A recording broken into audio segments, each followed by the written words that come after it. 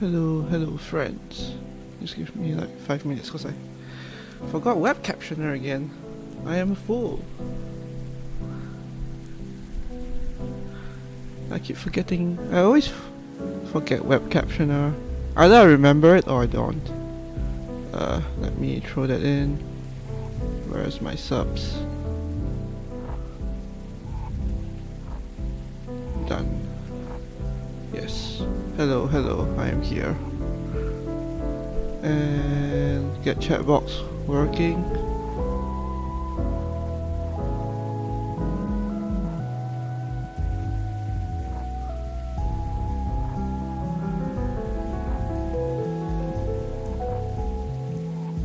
Yeah, there we go. I am connected. It always takes a while for things to work. Pork, you are here. Hi Red. You are here. I am also here. We are all here. Yeah. My controller. Okay, controller is connected. Alright, so hi guys. It's me, Tasso, and today we are part 2 of Necrobarista. So yeah, Red is here. Because we are all suckers for this kind of games. Okay, so last week we started this game. We met the cast, kinda. There was Kishan, there was Maddie, there was Ashley, there was Che, and then there's, I forgot what was his name, Tim? Yeah, basically Ed, Tim. I'll remember it later. And yeah, so I think we ended on like the epic intro scene, the epic anime intro scene, and that was about it. And also a lot of reading.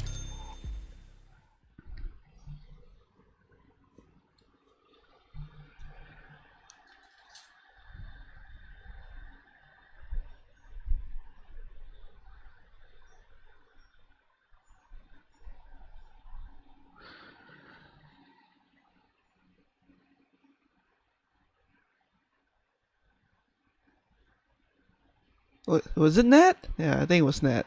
I don't. Well, Ed, it was close enough, I suppose.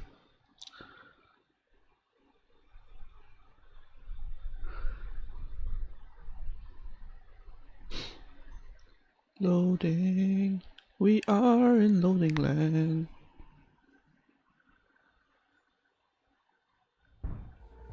Oh, there we go.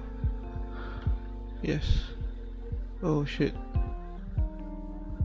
Did it save? Or did I like literally lose everything? Oh no, it was already there. Alright. Return.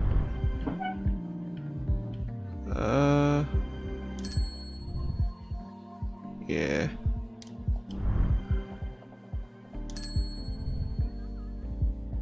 Yeah, I think I got everything. Okay, let's just hit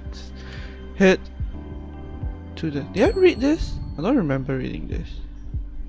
Alright, I did. Okay. Alright, let's just hit to the next chapter. Yes.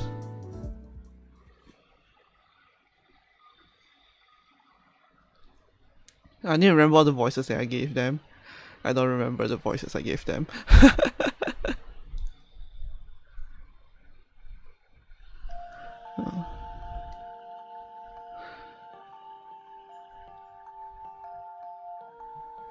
Oh, Kishan sleeping. Day 2, 12 PM, the terminal.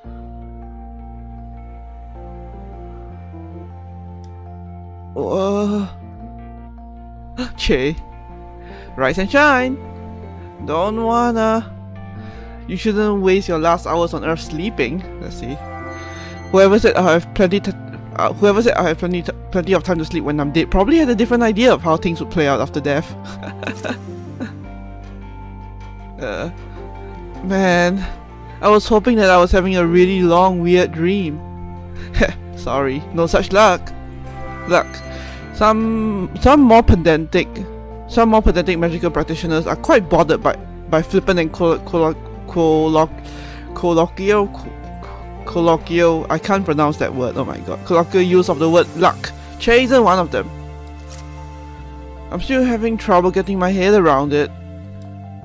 I totally understand. Want a coffee?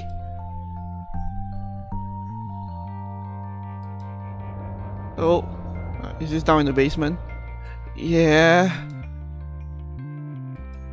Just something simple. Hipster coffee coming right up. What's going on downstairs? I didn't even know you had a downstairs. There's more to this place than meets the eye. Maddie's down there, desperately trying to fix our debt situation. It sounds like she's hosting a cage match or something. Well, not exactly. But she's mentioned wanting to do that. There's some wrestler called the Red Comet that she wouldn't stop talking about for a while. Ha! And then, because of that, Ashley got obsessed with wrestling for a bit and kept trying to suplex me. Ashley's small, so she has to opt for wrestling moves that control the opponent's weight instead of trying to lift them. Did she manage to? She's tiny. A couple of times. It was very humiliating. I can imagine. But to properly answer your question, Maddie's running a gambling ring. When you find yourself standing on the brink of death, a wager could be a chance at salvation or the last chance to feel danger. Both of these appeal to different types of patrons. Downstairs? All by herself? It's a fairly unconventional one. And by unconventional, you mean mortals generally aren't involved. The stakes are higher than usual. Oh.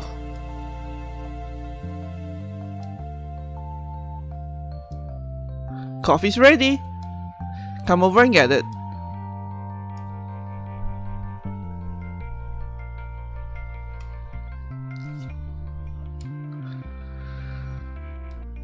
They gamble for time, among other things. You don't sound like you're a huge fan of the idea. I'm not. It's undignified. I mean, as long as Maddie's not in danger, shouldn't it be fine? The council doesn't like it. They turn a blind eye because we don't cause trouble otherwise. But I'd rather not have to worry about bad things coming our way. Because Maddie refuses to approach the problem from a different angle. And by the problem, you mean the debt, yeah? I was pretty drunk, but I remember Maddie storming off after Ned turned up. Yeah, yes. I'm a bit worried about her. Wish I could help. You all seem pretty nice. The thought's appreciated. Maddie will figure it out eventually though, I'm sure. She just needs time. Hey, thanks for the coffee by the way. I just realized you haven't actually made me pay for a bunch of them. How do you expect to pay for them? Oh, right. Yep, no cash. If I were feeling particularly capricious, I'd ask you to pay in time. But you're a nice kid, and you need every minute you've got. Whoa. You wanna head downstairs? I can see your eyes darting to the stairs. I'm not going down, but I'm also not gonna stop you. Yeah, if that's okay. I really like his sandals. Just saying, it's so rare to see a character wearing sandals in a game. Go on then, I'll stick around up here. Catch you in a bit. Oh, I think I just skipped the animation. Oh well.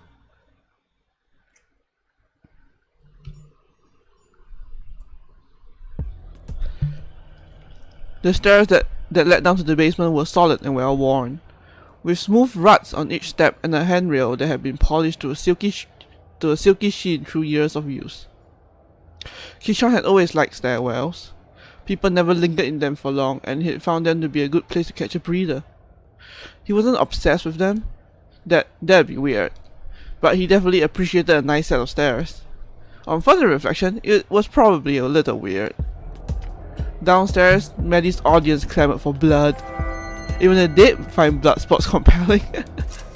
From you to me. With the understanding that your remaining moments on this plane are limited, you surrender this time freely without coercion. Coercion as agreed. Everything comes at the price. Nothing risk, nothing gain.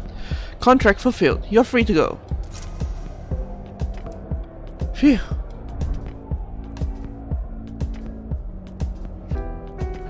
That's 3 in a row, you bloodthirsty bastards. The crowd cheered. Maddie was clearly an expert at winding them up into a frenzy. Who's next? The room fell dead silent. Come on, isn't anyone here brave enough to challenge me? I thought you came here to play with knives, you pansies. Seriously, anyone? Don't hold out on me. Do I need to pick someone out from the crowd then? Is this what we've come to? Maddie's gaze swept the audience. Kishan, good to see you upright. Interested in the game of skill? Me? Yes, you. Oh, sure? Give me some enthusiasm, my man. Sure. What's the game? 5-finger fillet. Some of the people in here just call it the knife game. You heard of it? Oh, finally, something I'm good at. Episode 3, Rise and Shine.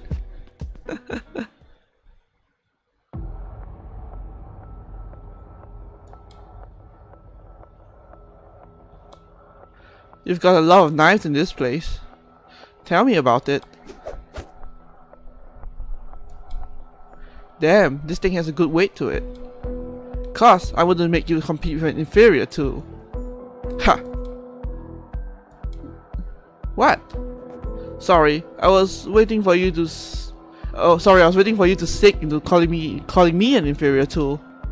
Shit, that was low-hanging fruit, wasn't it? Next time, mate. Sure. Kishan did another experimental slash, and this time it made an audible whoosh. The spectators oohed and ahed. But this wasn't for them. He knew that he only had one shot to get accustomed to the blade.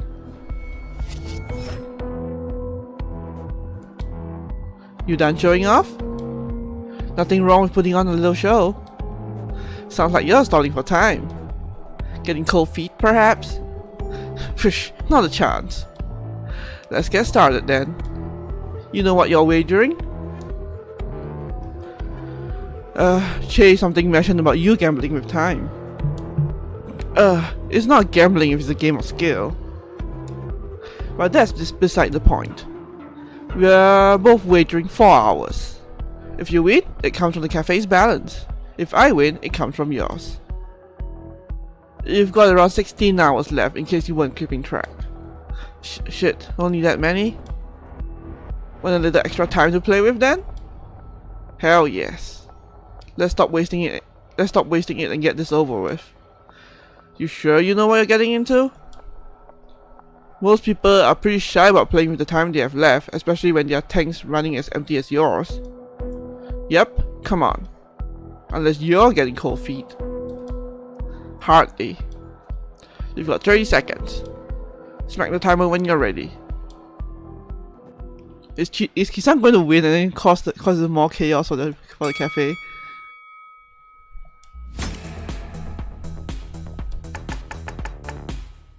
The crowd cheered and Kishan fed off their enthusiasm.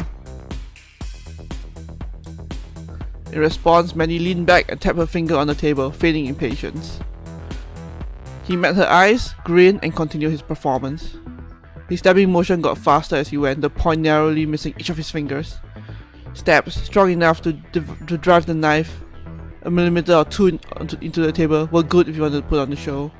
And of course, giving the spectators a show was part of the fun. Another good song, yeah. You might be going fast enough to put on a show, but you're not going fast enough to win.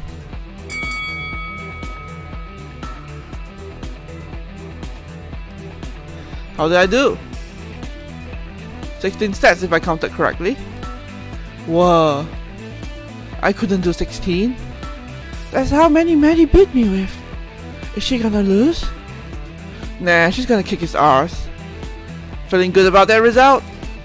I certainly am. Rightio then. Watch closely.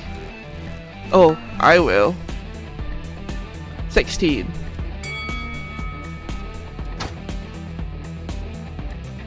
1. 3, 7, 11,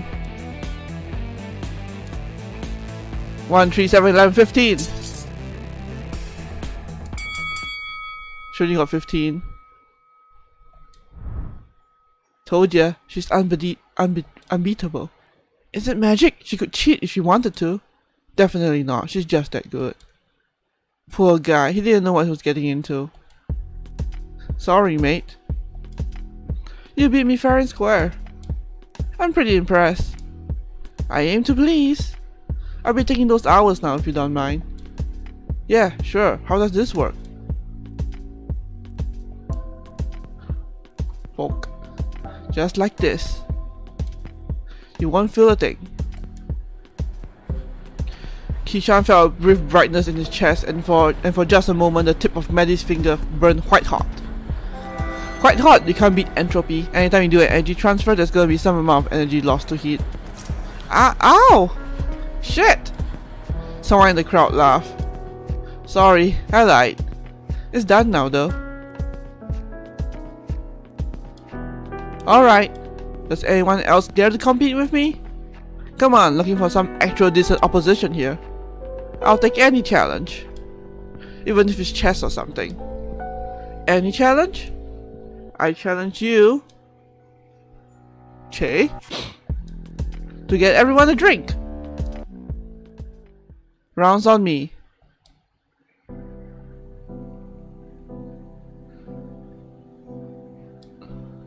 I didn't realize you were watching. There wasn't anything happening upstairs and I got bored. Right. So, you took some hours from Kishan, huh? Yes, I did. Do you feel good about that? Che. Do you? I won them fair and square. He didn't know what he was getting into. There's an obvious power imbalance here that you're exploiting. Che isn't one to let you forget the responsibilities that come with power. He knew the rules. That doesn't change anything.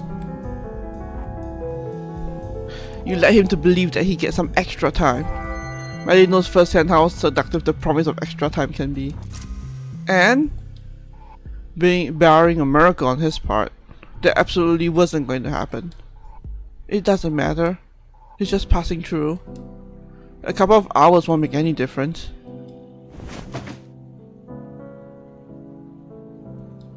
Maddie! I'm disappointed in you. Our patrons respect us. We need to earn that respect by treating them with respect ourselves. This is not respectful or dignified. Treating vulnerable passers-through out of their time, we're above that. We are better than that. I don't care whether you think it's dishonest or not. I want you to give that poor man his time back. Don't pout, this is serious. I feel like a broken record saying this, but while I understand your intentions are good, you can't keep doing these things. It's all for you. If you really want to do this for me, find another way. This isn't worth it, Maddie. It breaks my heart to see you like this, and I know that you're trying your hardest. But this really, truly is not worth sacrificing your own self-respect over. Everyone here respects you, but you gambling with hours just cheapens that. I'll give the hours back. Shame, I was pretty great with the knife. Still not as good as me. I was pretty close.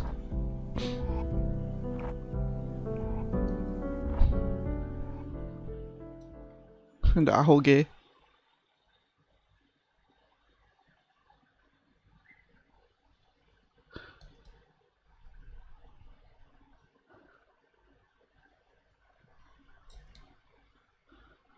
Rise and shine. Oh, that was chapter 3. That was fast. Here we go with the robots. Love place. Yes. What form did you have before being reborn? Huh. I think I was a crab. Come on, I'm being serious. Ashley wouldn't harvest spirit liquid from a crab. You're assuming an awful lot about how squeamish she is. As far as I can remember, I live above streets next to the sky. So, a bird then. Wings and feathers and such. No, not that. I do remember flying, though. Oh, were you a sugar glider? Describe. Did you eat insects and tree sap and flower nectar? That is familiar. Wonder how Ashley found you then. Could have been anything really. You mentioned bright lights earlier. Oof.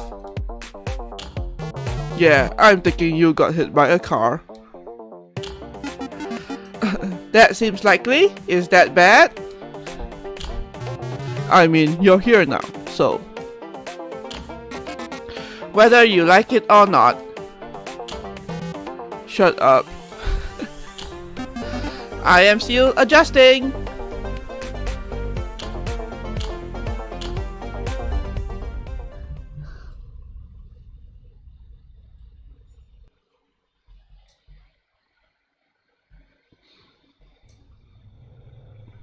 Alright, extra time. Let's just use the mouse instead. Contract. Quite hot. Power imbalance. There's not much for this chapter. 1, 2, 3, 4, 5. 3 more. Blood. Gambling. Luck. Alright. Terminal. Death. Maddie. Che. The terminal. Magic. Magic. Easy choices, I guess. Yeah. Alright, let's see if we can unlock anything. I haven't really been keeping track what I need. Oh, we can come down to the basement now. Interesting. Fight Club. Oh, we can just unlock this. Alright.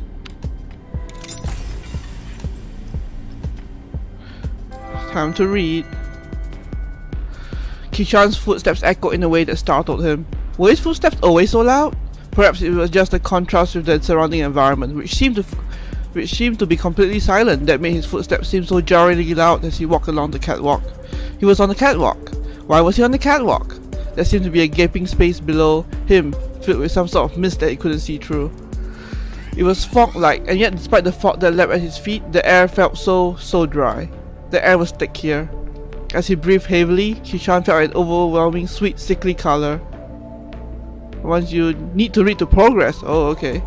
Felt an overwhelming, sweet, sickly odor, like the smell of wet or rotting wood, but all he could see around him was steel beams at the concrete path in front of him. Was it rust he was smelling? No, he knew the smell of rust. This was different. The smell was somehow organic, like the smell of a forest after a fresh rainfall. Kishan shivered. Far in the distance, he could see what looked like a building of some sort, so far away that it made the structure he was inside almost tunnel-like, as if its only purpose was to convey him to that distant building. He continued walking forward, but as he walked, the building seemed to be growing more and more distant. He quickened his pace, and as he walked faster, he could feel himself moving through thick, stifling air. Or stealing air? Stifling, I think it was stifling. Yet as he looked down, he could see the texture of the catwalk in front of him unchanged, as though he were walking in place. Kishan started to turn backward, but saw only a blinding light. His eyes immediately shut, and when he opened them, he was again facing into the tunnel, with the distant building at the center of his view. He tried turning around, but every time he tried to turn his head, his eyes involuntarily shut at the sight of light, and he was forced to close his eyes or look away, always confronted again with the sight of the small hut when he opened his eyes. His heart pounded violently inside of his chest. The tunnel was so quiet that he could hear his own heartbeat, feel his own pulse inside of his head. Something about this place felt deeply, incredibly wrong. Get back. I have to get back. He tried running again, and this time found himself unable to even begin rotating his body before his eyes snapped shut, placing him again in a world of darkness, until he opened them again and was confronted with the sight of the small hut in the distance, now looking more far away than ever. I have to get back. Kishan kept facing the building and took a step backward. As he placed his foot on the ground, he felt a gust of wind knock him forward. He let out a yelp of terror. Instinctively, his hand reached for the opposite edges of the catwalk as he fell, trying to steady himself for fear of falling off. The catwalk was wide enough that his body didn't land close enough to the edge for that to have been a risk, and yet as he looked toward the edge, he felt a growing sense of dread that there was something down there that would capture him if he allowed it to catch even the smallest hold of him. Almost as he thought it, he felt the sensation of something pressing against his legs. He stumbled to his feet. He ran forward. The hut of him seemed to grow no closer as he ran, but he ran all the same, running not to reach the destination, but to be away from whatever it was that was behind him. Moments ago, his only thought was an overwhelming desire to turn back, a worry that he was somehow trapped in here. But now that worry was replaced with an overwhelming sense of dread that propelled him forward. He had been pushed forward by something. Something was behind him. Kishan leaned forward and ran. He was no runner. He often found himself winded when he forced to climb more than one flight of stairs. And yet he ran and felt no sense of tiredness holding him back, no need to catch his breath. Maybe it was the thick air here that somehow never allowed him to run out of breath. Maybe it was the fear of whatever it was behind him that was that strong. Kishan felt the air stinging in his eyes as he ran, but now he was running so fast that the thick air felt like a hot wind on his face. Tears began running down his face, but he couldn't find it in him to raise a hand to wipe his eyes. That would mean slowing his sprint. So he closed his eyes, fully aware that he was running down a catwalk that had no handrail on either side. At this point, he didn't care. He ran and ran. Long after the tears on his face had dried, Kishan realized that he could only hear the sound of his own feet as they struck the catwalk. He couldn't even hear the rush of wind, even as it seemed to buffet his face. There were no sounds of anyone or anything pursuing him. Perhaps there was no pursuer at all.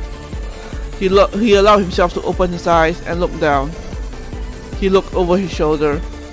This time, there was no blinding light, only a distant glow like the light at the end of a long tunnel.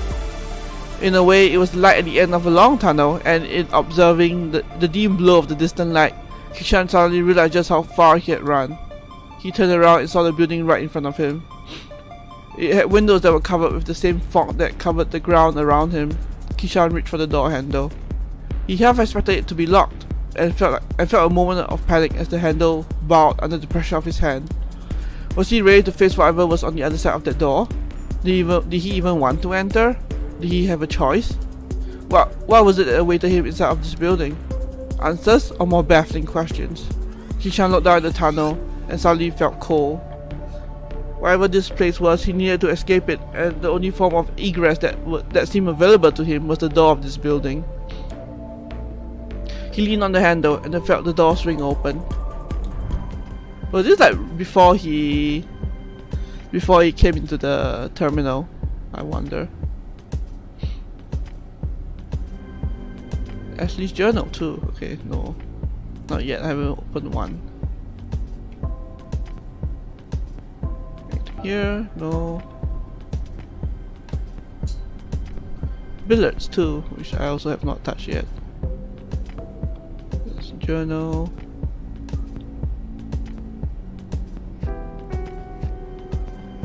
Rotten poppy.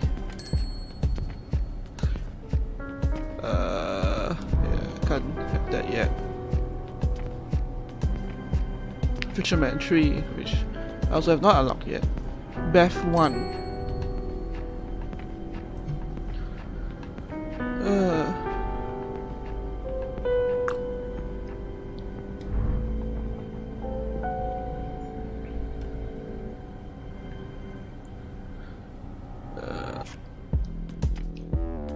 See if there's anything else here. You really like the billet storyline? Okay. Maybe we'll go with the billet storyline then. this one. Alright.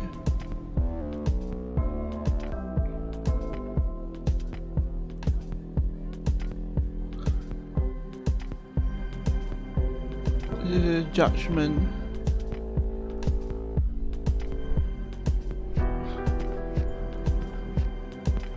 Oh, what's this?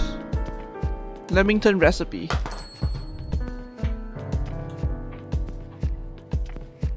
Oh, okay, I can't have that yet.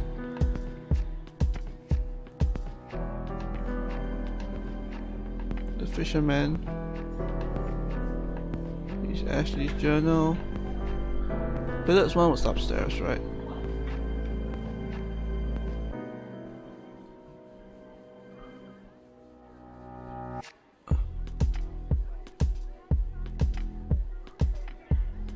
Alright, let's do billets, I think. Medical operation, which I've read. Not yet.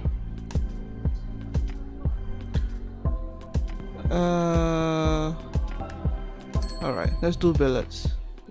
Nope, I can't open it. I do not have the prerequisite advisory role. I also can't do this. Wow, I'm really bad at getting the right things.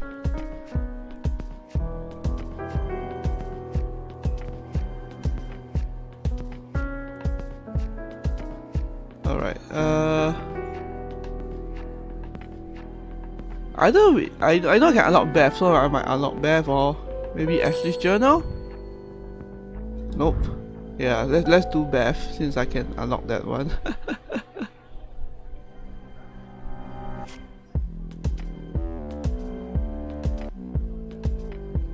Anything here?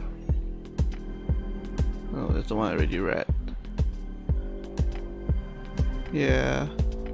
I mean, I'm probably just going to just unlock whatever I can along the way and read it. And yeah, the rest, you know, we'll figure it out. I don't know if I want to do like a streamer to read all of this, or no, maybe not. Alright, let's just do Beth. Beth 1. Unlock.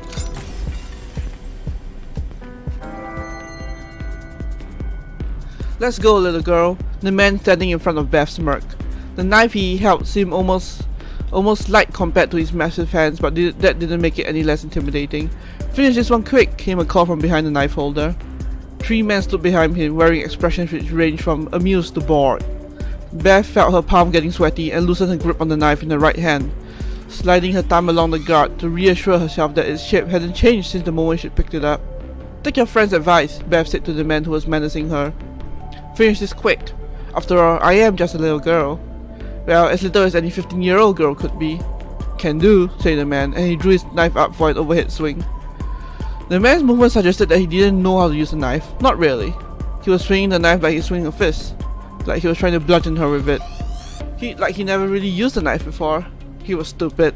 Mercifully stupid. She tried to reassure herself of that fact, trying not to lose her resolve. He lunged toward her as he brought the knife down, and Beth raised her left arm. She felt the edge of the knife hit the skin, but the impact of the blow caused the man to lose his grip on the knife. An opening. Beth grabbed the attacker's knife arm and pulled him toward her while thrusting her own knife toward him at chest level.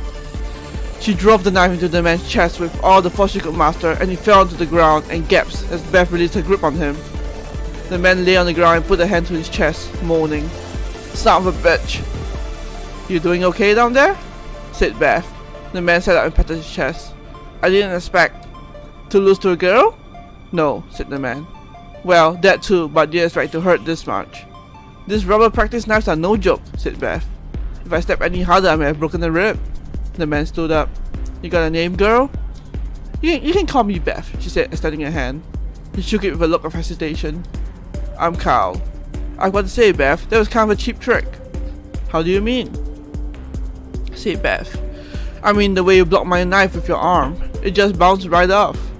You couldn't do that if you were using real knives. He's right, said one of the spectators. Not really a fair fight with rubber knives. I like a rematch, said Carl. Yeah, said one of the spectators. Rematch. The others began chanting along with him. Rematch, rematch, rematch. A voice thundered from above. I thought I told you guys to keep it down. Everyone spun around to face the stairs leading up to the ground floor. Maddie was leaning over the railing of the staircase with a stern look on her face. She tapped a poster on the wall. Beth took a moment to glance at the sign. Fight Club rules. 1. Don't quote Tyler Durden. 2. Seriously, no Tyler Durden quotes. 3. Always assume your opponent is mortal. Practice weapons only. 4. Be considerate to other guests. Keep noise to a reasonable level. We don't have many rules here, said Maddie. Please don't make me kick you off the basement. Everyone else in the room cast their gaze downward, looking ashamed, with several mumbled apologies. Maddie nodded and climbed back up the stairs, content that she had made her point. Seriously though, said Carl. Not really a fair fight without real knives. Beth walked over to the edge of the room and lifted a rug, revealing 2 stick knives. Several whispers erupted from the small crowd. Where did you get these? Asked Carl. I swept them from upstairs, said Beth. They're not exactly combat gear, but these blades are fit to cut through flesh, whether it's a cooked steak or a human arm. Beth held one of the steak knives by the blade, presenting its handle to Carl. We've already broken one rule tonight. How about breaking another one? I won't get hurt, said Carl. I mean, I can still feel the pain, but you know, I'm not afraid of getting stabbed. Neither am I, said Beth. But don't say you're ready for this if you're not ready to bleed. She turned the knife over in her hands, pressing her thumb against the tip, just enough to draw a single drop of blood. Carl grinned. Do I look like I would be here if I was afraid to die? Someone's gonna die, isn't it? That's what I'm thinking. Cellar at the terminal. I guess that they can go to the cellar. Alright. Let's continue. Let's see if I finish up Act 1. Wait, no, that's not.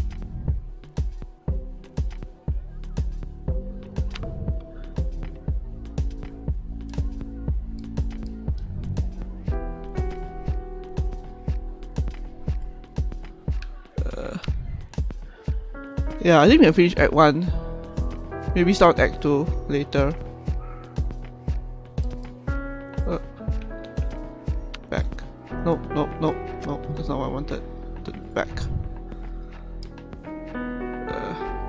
The controls are a bit hard on controller, not gonna lie. Like manual navigation with controller is a bit hard.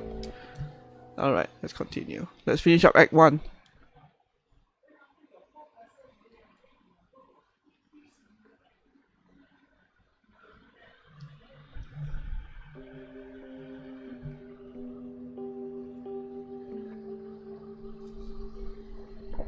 This is a good scene.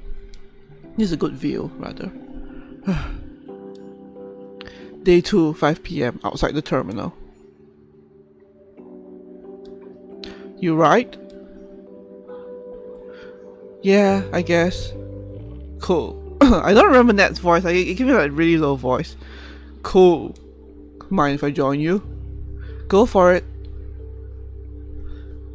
I love how you're wearing this menacing helmet and then like this jacket and then like chino pants or something and then sports shoes.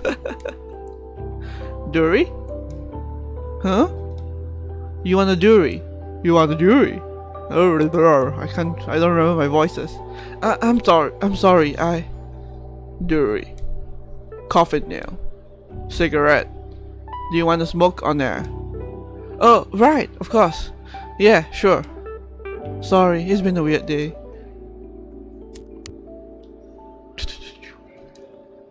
Thanks. No worries. Where are you from then? Heh. You're the first to ask. I live in Collingwood. Where else can you find active nightlife scene and active factory shops and apartments built all during the 1800s? Oh yeah? Whereabouts? Smith Street. Bit pricey up there these days, isn't it? Bet you like your own apple toast. Piss off. I've got housemates. Well... Nah. Nah, I know what you mean. Bit odd. Being dead and all that. Takes some getting used to. Nat certainly knows what it's like to get used to being dead. People keep saying that, but it doesn't make me feel any better. I understand. Do you? I reckon as much as anyone can, yeah. Right. Hey, what's Evertoast actually taste like? Hey, what Evertoast actually tastes like? I don't remember, I can't tell who is who. Huh? I've never had it. Can you go and just eat some? I'm sure Maddie could whip it up if you asked. Avocados are a highly malevolent fruit. Don't trust them one bit. Plus, I've got this whole situation. Oh, so that's what the straw was for. You got it. So, what does it taste like? I don't know, like avocado and toasted bread. Avocado is kind of cold and mushy, but it's got a good taste. Like peas? Definitely better than mushy peas. Love me a bowl of peas, mate.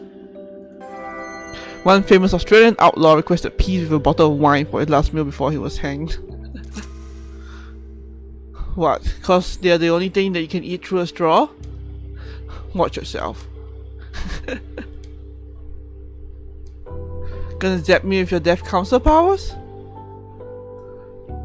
First off, it's the Council of Death, not the Death Council. They're totally different things. Secondly, do you really think that's what we do? Walk around shooting lightning out of our fingers? Well, when you put it like that, it sounds a bit silly, yeah. We don't do anything like that. We just keep things running smoothly, is all. Harassing cafe owners to settle their time debt isn't something we like to do often. So we just keep the peace? As fucking ironic as that sounds, yeah, Ned keeps the peace. Dude, I know.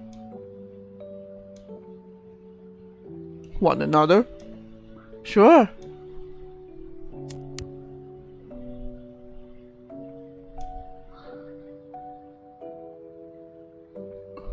Oh, Maddie. I love the sunrises here. They're alright. You watch many sunrises, Ned? Not enough, no. Even semi-immortals need their sleep. Liminal space tends to draw liminal people. God, sounds like Ned keeps the peace too. He does. I just like to sit here and watch it. Even when it's cloudy or raining, there's just something about watching the sunrise that makes it easier to deal with the coming day. Feeling optimistic all of a sudden? No, I still feel like shit. How about you, Kishan?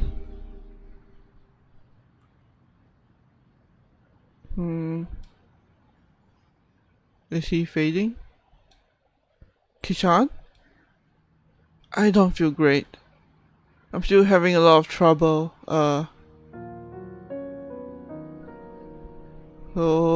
you guys, oh god, I need to prepare myself. You guys, I'm dead and I've only got a couple of hours left before I have to go, and I don't think anyone here really properly understands what it's like to see your last sunrise ever without any idea of what comes next, and that's really fucking terrifying. And I'm never going to see my friends or my boyfriend or my family again, and I'm just going to pass on, and I'll never know how they remember me or mourn me, or if even gonna be remembered as a good dude who tried his best or be forgotten in a year. But that good dude who tried his best couldn't even win a freaking game of Five Finger Fillet in the basement of a cafe that basically sits on the banks of sticks, as far as I can tell. And god, I can't even tell if that matters? Was the stakes low? High? I can't tell. I'm so disoriented and I'm trying so desperately to feel something, but all I feel is that I'm slipping away with every second. I'm losing myself by degrees, and that's incredibly scary, and I don't know how to deal with it.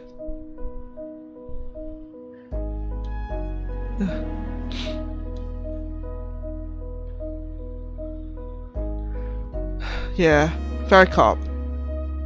I actually came out to apologize for that. The game. Oh, for God's sake, Maddie, have you been gambling again? Can it, Nat? Kishan, I shouldn't have taken that time from you. You took it fair and square. I don't feel like I did, so I'm giving it back. Believe me, I'm as surprised as you are. I don't usually do this. What's different this time? That's my business. I can't believe you're still swindling people out of hours to try and fix your debt. Dude, I know. It's bloody undignified. And it's a clear violation of the rules. I will banish you right now, my man. I thought you stopped pulling that crap when you took ownership of the cafe from Che. You really think that doing this is going to help you pay this debt? Yes! Absolutely! And if you've got any bright ideas on how to do it otherwise, I am all ears. I wish you have never granted you and Che those licenses to practice. The actions of reckless necromancers make a pretty good case for the importance of occupational licensing. You've obviously failed to be responsible with them. You really think we wouldn't be doing it if we didn't have the license, Bushman? Given your history, the hypocrisy on display here is astounding. That's all behind me, and you know it. I've been working on doing some good for the last 100 years. With the council? Really? Yes, we maintain the balance. You know why that's important. Sure do, I don't need you moralizing at me from your ivory tower.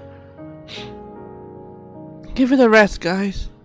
But I'm pulling the last day on Earth card. Quit it.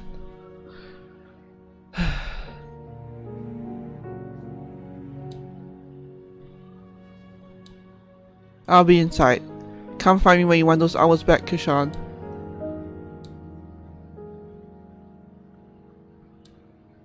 For what it's worth, I'm sorry about all of this. I've never been to the other side. I was too afraid to leave. Walked the land for decades, evading the council. That's a crime they call reverency. Staying too long, upsetting the balance. But in lieu of voting me straight to the next place, or some sort of eternal punishment, the council offered me a job. Let me have forgotten some of the scenes of his past, but it's pretty sure he wouldn't be going to heaven. Sorry, that's all stuff we don't care about, I suppose. It's interesting enough. Nah, I'm just filling up empty air. You should head inside and grab those hours back. Truth be told, I'm not feeling especially fond of Maddie right now. She might have been dishonest with you, but even I can tell she's at the end of her rope.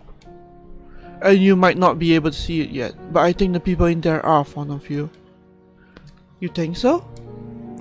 Maddie wouldn't have offered the hours back if there wasn't something different about you. Plus, that kid Ashley seems to like you, yeah? I guess. She just kinda dragged me off and got me to hold screwdrivers for her. Trust me, she thinks you're great. Go on, go inside and say hi. I've got some business to go stick my nose into anyway. Alright. Catch you in a bit? I've got some questions about the council.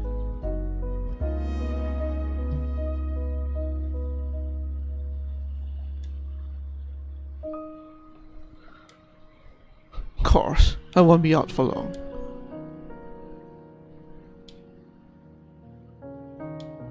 Later, mate.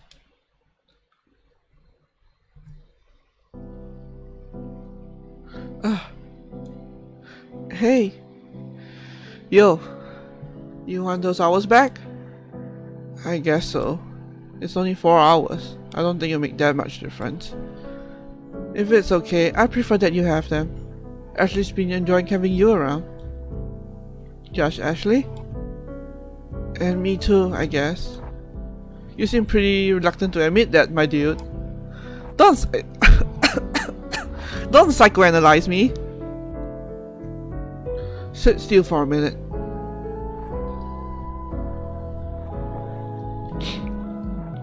Alright, lay your hand on mine and place your index finger on my wrist. This is a part of your ritual or just an exercise to hold hands? Shut up. Thanks. Watch carefully, and no matter what you do, don't move your hand. There's usually a binding spell I use to make sure that doesn't happen, but I've run out of the reagents required, and you probably don't care about that. True. Alright. Yep. I give this time freely and without coercion. As above, so below, I maintain the balance. Ow! I maintain the balance. Oops. That's it. How do you feel? I actually feel better. I feel less itchy. Yeah, we weren't kidding about that yesterday. As you linger, you begin to upset the balance, and as I understand, it doesn't feel good. Right. Yeah. Why does Ned get to stick around then? Does he just ignore it? The council are a special case. They are more similar to demigods or demons than they are to us. That's fascinating. Tell me about it. I have joined ages ago, but they are uptight dicks. They don't seem so bad to me. That's because you've not run into any of their ridiculous rules. Bunch of bloody regulations on manipulating life force and certain standards on the treatment of spirits. There's got to be a more inclusive system than human rights for all of the not quite human entities that are floating around. Is that why you gave me the hours back? Because Ned realized you broke the rules? No. That was all within the guidelines, despite his blustering. I gave them back because I felt bad, that's all. Oh, neat. So you pity me. I love that. I'm actually really into it. No, dude, it's not like that at all. Nah, you don't need to clarify. I get it. Seriously. Last day on Earth. Moving on. Fine, sure. I'm sorry.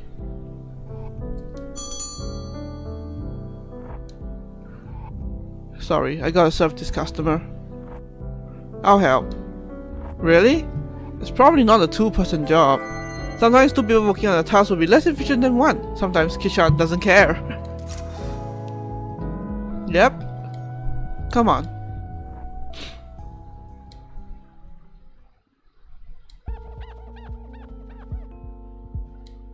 Day 2, 6 PM. The terminal. Phew. Anything else that needs doing?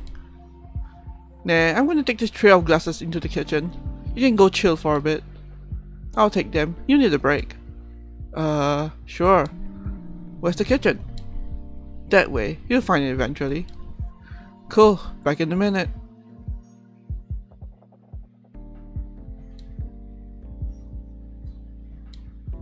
Oh.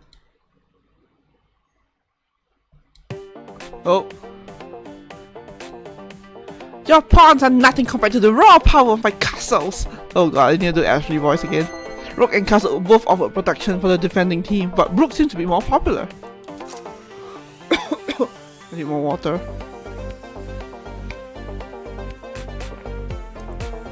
Yeah? What's this then? Oh. Ah! My castle! Brought low by my own hubris! No, it was just a pawn. And maybe a little bit of hubris. Hubris, when Chase sees Ashley thriving, it's hard for him to feel like he's doing the wrong thing. Maybe that makes him overconfident. Maybe it makes him just the right kind of confident. Bishop! Knight! Ah! You're out of the castle, and check. Check, you say? Oh, I didn't think of that. You activated my trap card!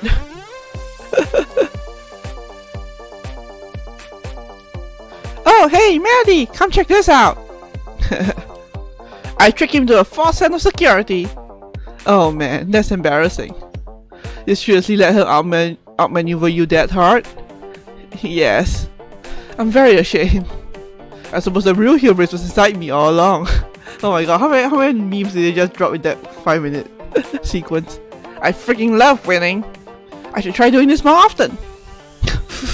A chance to win at chess. Could grow into a big winning streak, you know? You wanna play something with us? I should really head back down to the bar. There's nobody there. Come on, take a load off. If anyone really needs you, they'll know where to find you. How about grab us all a drink? Make sure there's nobody waiting down there. Then we play something. Won't be 5 minutes. You actually gonna come back this time? You never come back. Aw, Ashley. I'll come back. Promise. Why don't you pick up a game while I'm gone? Let's find something, Ashley. What do you feel like playing today? Something. Something with lots of dice. Dice, the past tense of dice is died. The plural of dice is dice. Dice it is. We'll see you in a minute, Maddie. 6:15 PM, Ashley's workshop.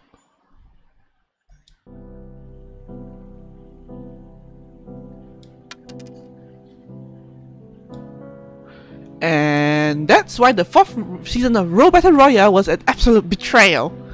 But you still want to be on it one day? Well, yeah. Unless an indie circuit opens up. Like in wrestling. Exactly like in wrestling. Melbourne's got a local show. I want something like that. You can probably put your own local league together if you work really hard. Perhaps you could build the robot and get people to battle them? Human control bots are boring though. I want to get more of that spirit juice and put together a bigger Ashling. Veteran necromancers will advise that spirit juice is not something to play around with. Masters know that playing around is the best way to learn. How big? I think I'll start at car size and then move on to a more bus adjacent form factor. I'm not sure if we have enough to power one of those. You gotta get many to source you a large amount of it. We need liters of it at least. That'd be super cool. Didn't you say it was illegal though? Well, technically. But what Ned doesn't know won't hurt him. He'd lose his head if he knew half the things we were doing around here. I don't know, he seems fairly lenient with you, right? He wasn't always like that. A long time before you turned up, he nearly shut me down because well, what you believe is because I shouted at criminal? Ned nearly shut you down because of that? Am I thinking of the same criminal you are? Trust me, the irony was apparent. I found it very, very funny. What sort of criminal were they? Just a minor demon on the run. Most demons aren't lucky enough to find someone as welcoming as Shay, especially the ones that haven't had a chance to make a name for themselves. I don't know what she did to get the price on her head. I stuck her in when she stumbled through the door, dripping blood everywhere. That's metal. It was extremely metal. How long did you manage to hide her for? Oh, not too long. Maybe 6 weeks. The time flew by, if I'm being honest. Why is that? Was she from the clock realm? No, nothing like that. We, bonded. Magically? How do you do that? I thought I heard you telling Maddie that sort of thing was impossible being beings on this plane. No, not magically. We were nervous. Ew. Yuck. Ew. Happier days. I love hearing about when you were young and reckless. Gosh, what do you think I am now, huh? Old and boring? Definitely old. Despite myself, I must say you're definitely not boring. There's that patented Maddie charm. Well, you know me, I'm full of them. Oh yeah. Charms. Hexes. Curses. That's all on your account, old man. I won't deny it. Hey, Maddie.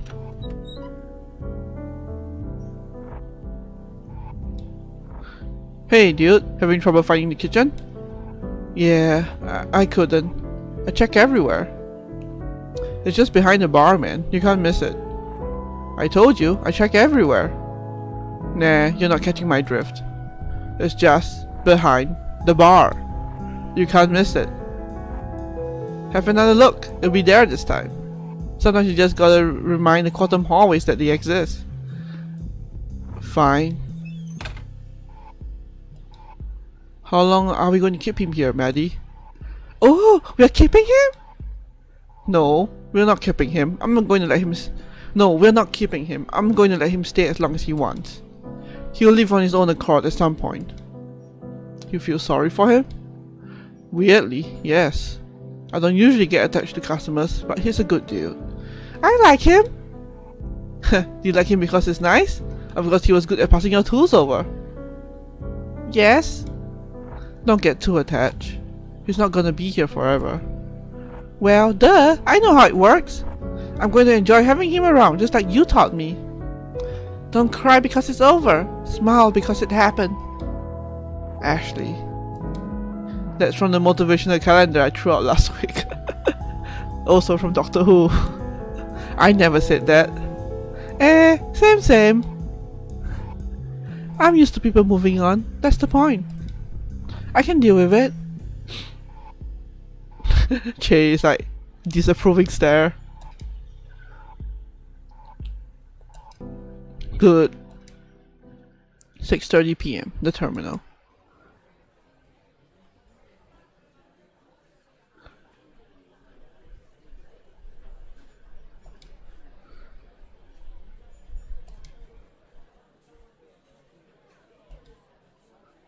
Oh, Nat.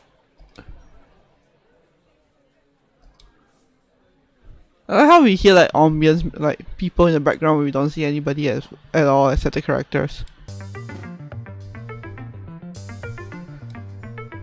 Oh!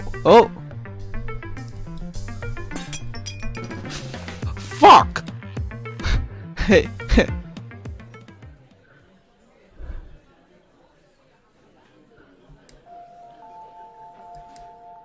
You gonna keep staring at the coffee stain? Oh god, I keep forgetting Nat's voice. You gonna keep staring at the coffee stain? Oh nah. Yes? Okay, whatever. What do you want from this conversation? I'm an open book as far as matters of life and death are concerned. Yeah. I don't want to go. I know you've probably heard this from, I don't know, 1,000 people or whatever. Given the amount of traffic the terminal gets and how long it's been open, 1,000 people is a pretty low estimate. It's not about staying around for people or wanting to go back to my old life. As wonderful and not stressful as that sounds. Like, I'm not afraid of what lies on the other side. I don't think there's any point to worrying about it until I'm there. I just don't think I spend enough time here. The cafe? No. All this, I guess you call it this plane? Roughly speaking, I suppose so. I want to know what you did to be able to stay. Sure. Did Manny give you those hours back? Yeah. Why? Well, that's a way. You can just find enough hours to stay as a spirit. Half here, half gone. But it's a I keep forgetting Nat's voice. But it's a wretched existence. I wouldn't want to live like that. How would you find the hours though? There's only so many you can get from consenting beings, right? The crappy psychology of gambling aside, you're right, yes. So the question is, how do you do that? How do you create life from nothing? The answer is that you can't, Kishan. It's impossible. There's always got to be some sort of balance maintained.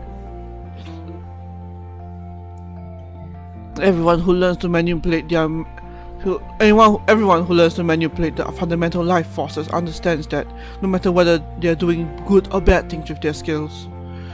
Here's the thing though, you don't need both parties to agree. It's just a social nicety, something that separates us from, well, people who don't do that. That's where the ideas of vampires came from, for example. Those bastards. They're not special or anything, they're just dickheads. Anyway, if you can take life force from people, you can also drain it from animals or plants. But in this business, there's a lot we don't or can't understand. One of the things we can't understand is why life force from animals and plants is tainted. It feels gross. If it didn't, everyone would take it, consequences be damned. How were you feeling today before Manny took the hours back? I felt like I was slipping away. Like, my mind was really foggy.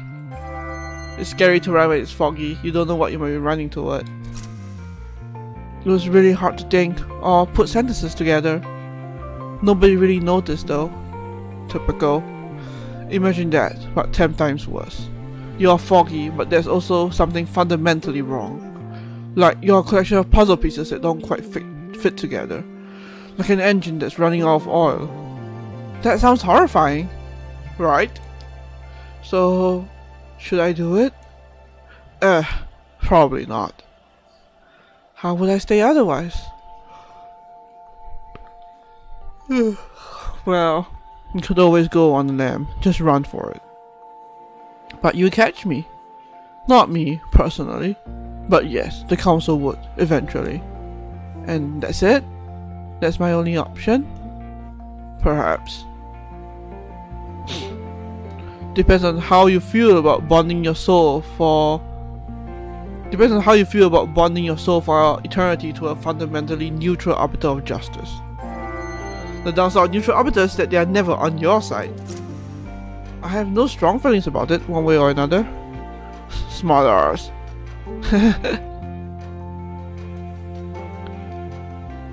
Would you regret it if you stay here forever instead of moving on?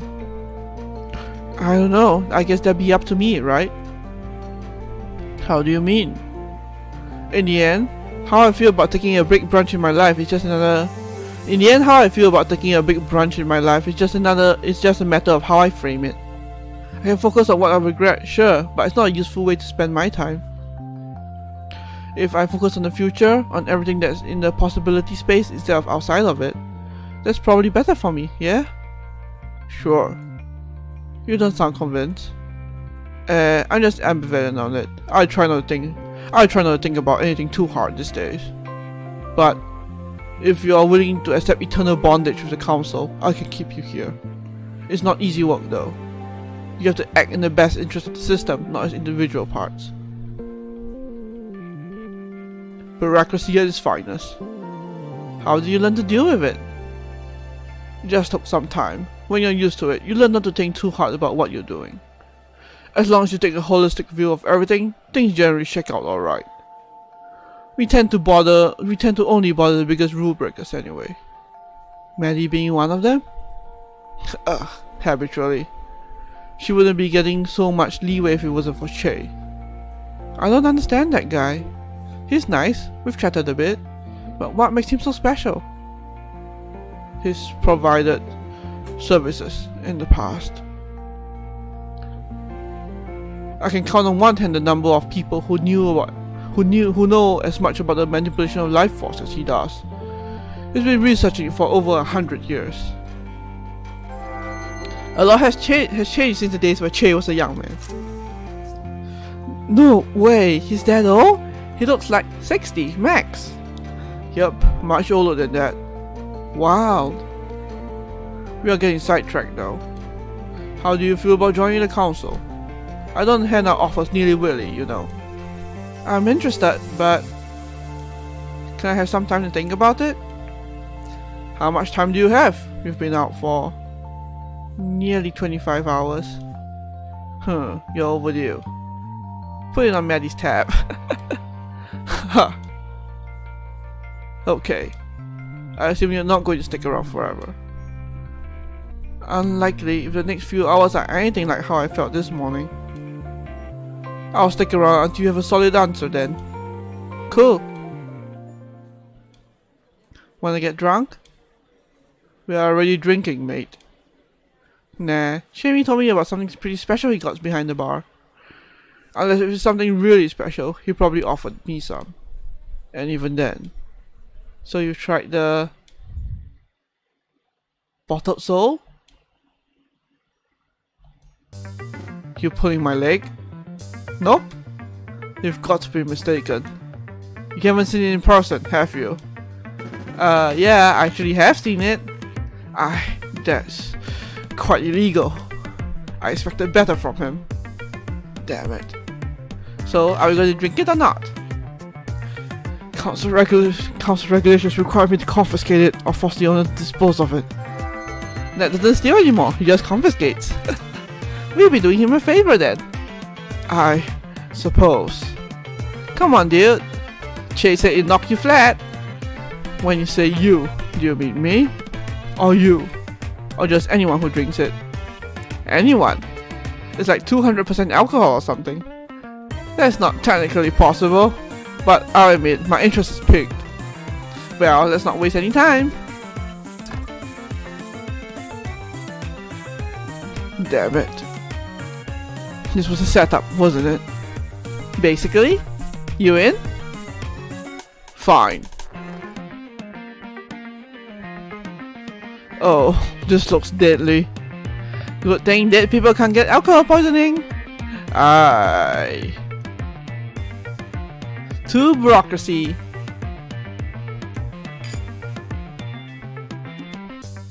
Ha.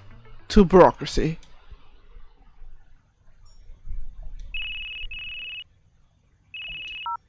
No, this is a long chapter. Yo. Your orders arrived. 3 days late, mate. It got held up by a mutual acquaintance of ours.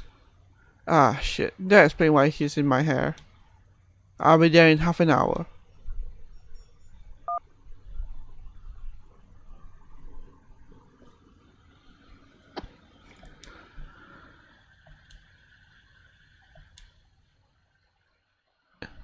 End of the line.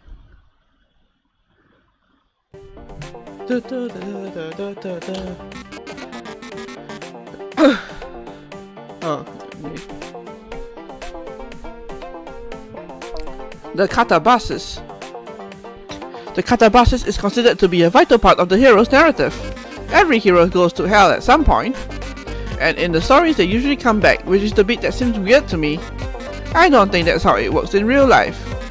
The cafe has had a bunch of heroes come through, claiming they were going to conquer hell and come back. They never returned, as far as I saw. The idea of catabasis is that, in the grand scheme of things, hell, or the underworld, or Hades, whatever you want to call it, anyway, is on the outside of whatever we are, like we are trapped inside this sphere and we leave it to go to hell. Did the ancient Greeks ever consider that maybe we've been on the outside the whole time, just wanting to get in? Maybe they did. Matter of perspective, I guess. I'll ask one sometime if I ever meet one. But perhaps we're just waiting our entire lives for this, to pass through the firmament to the next place. To be driftwood that washes up on the shore of whatever that next place actually is. Seems weird, but maybe that's where we are naturally meant to be. I'm thinking it's possible that this world isn't some sort of proving ground or anything. Maybe it's just a waiting room.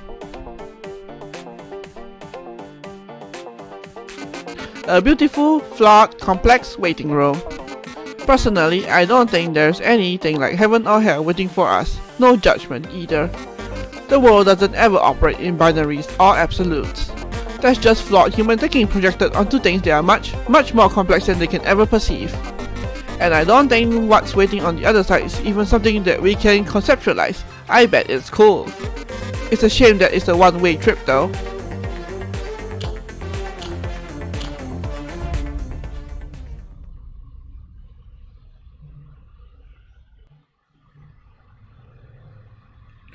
Alright, there's a lot of this. Collingwood, semi-mortals, hubris. The next place, spirit juice, neutral.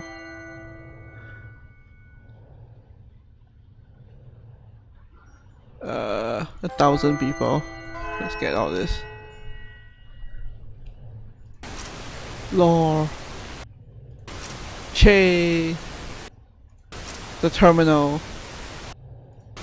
Magic. Lore. Death. Melbourne.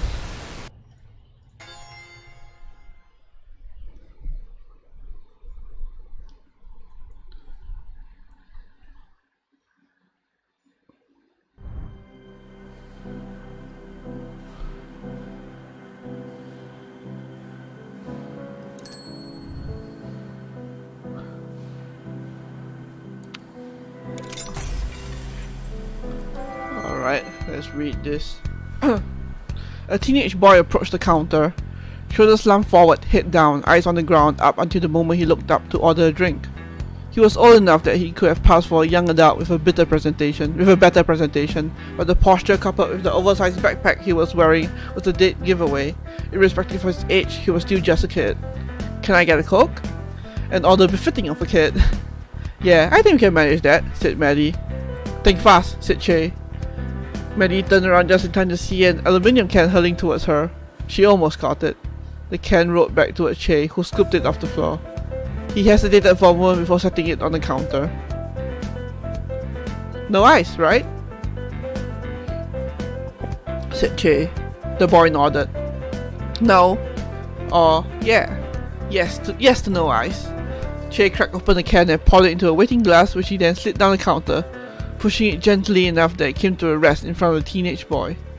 The boy grabbed the glass. "Thanks," he said. He glanced around the room. "If you're looking for a place to sit, there should be plenty of seats upstairs." The boy nodded and headed for the stairs, drink in hand. "Plenty of seats down here too," said Maddie, turning to Che. "Yeah," said Che. "But I think upstairs is more Tuan's place." "What did you just call him?" "Tuan," said Che. "People have names, you know."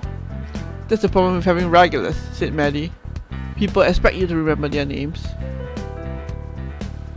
Though, now that I think about it, Tuan probably wouldn't mind finding out you don't know his name.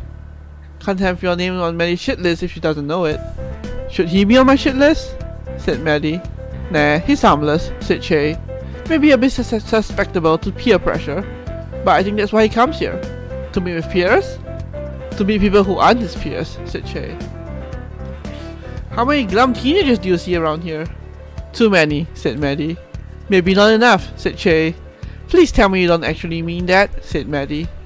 Teenagers have the highest noise to spending ratio of any demographic. "Not the glum ones," said Che. "And if I was a glum teenager, trying to find my place in the world and trying to carve out an identity for myself, I could imagine a worse place to do it than right here." "Teenagers can be so glum, can go be glum somewhere else," said Maddie. "Whatever happened to proper teenage delinquency?" "Be careful what you wish for," said Che. "We've been mercifully delinquent free for quite a while now." "Proper teen delinquents don't loiter in coffee shops," said Maddie. "They set things on fire, spray paint alleyways, and stay out past curfew." "Does the city have a curfew for minors?" "It should," said Maddie. "Teens need to be able to break rules, and all the better if committing acts of vandalism at 11 PM gives them a 2-for-1. "Maybe they should avoid general delinquency and just stick to general mischief," said Che. "Oh no," said Maddie. "We already have plenty of mischief around here ever since Ashley set up shop." "Got it," said Che. Next time I see Tuan, I'll tell him he needs to be committing more crimes." "What do you do if he actually takes your advice?" "He won't," said Che. "Peer pressure only works if it's from a peer. Someone of my age telling him he'll be cool if he stops swiping liquor won't do much to assure him that he's becoming a thief is a ticket to popularity and acceptance. So find a teenager to tell him." "I'll keep my eye out," said Che.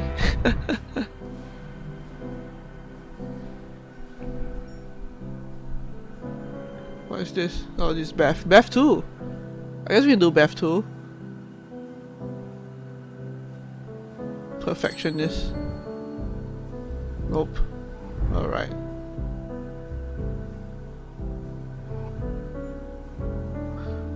Let's see if we can do Beth 2.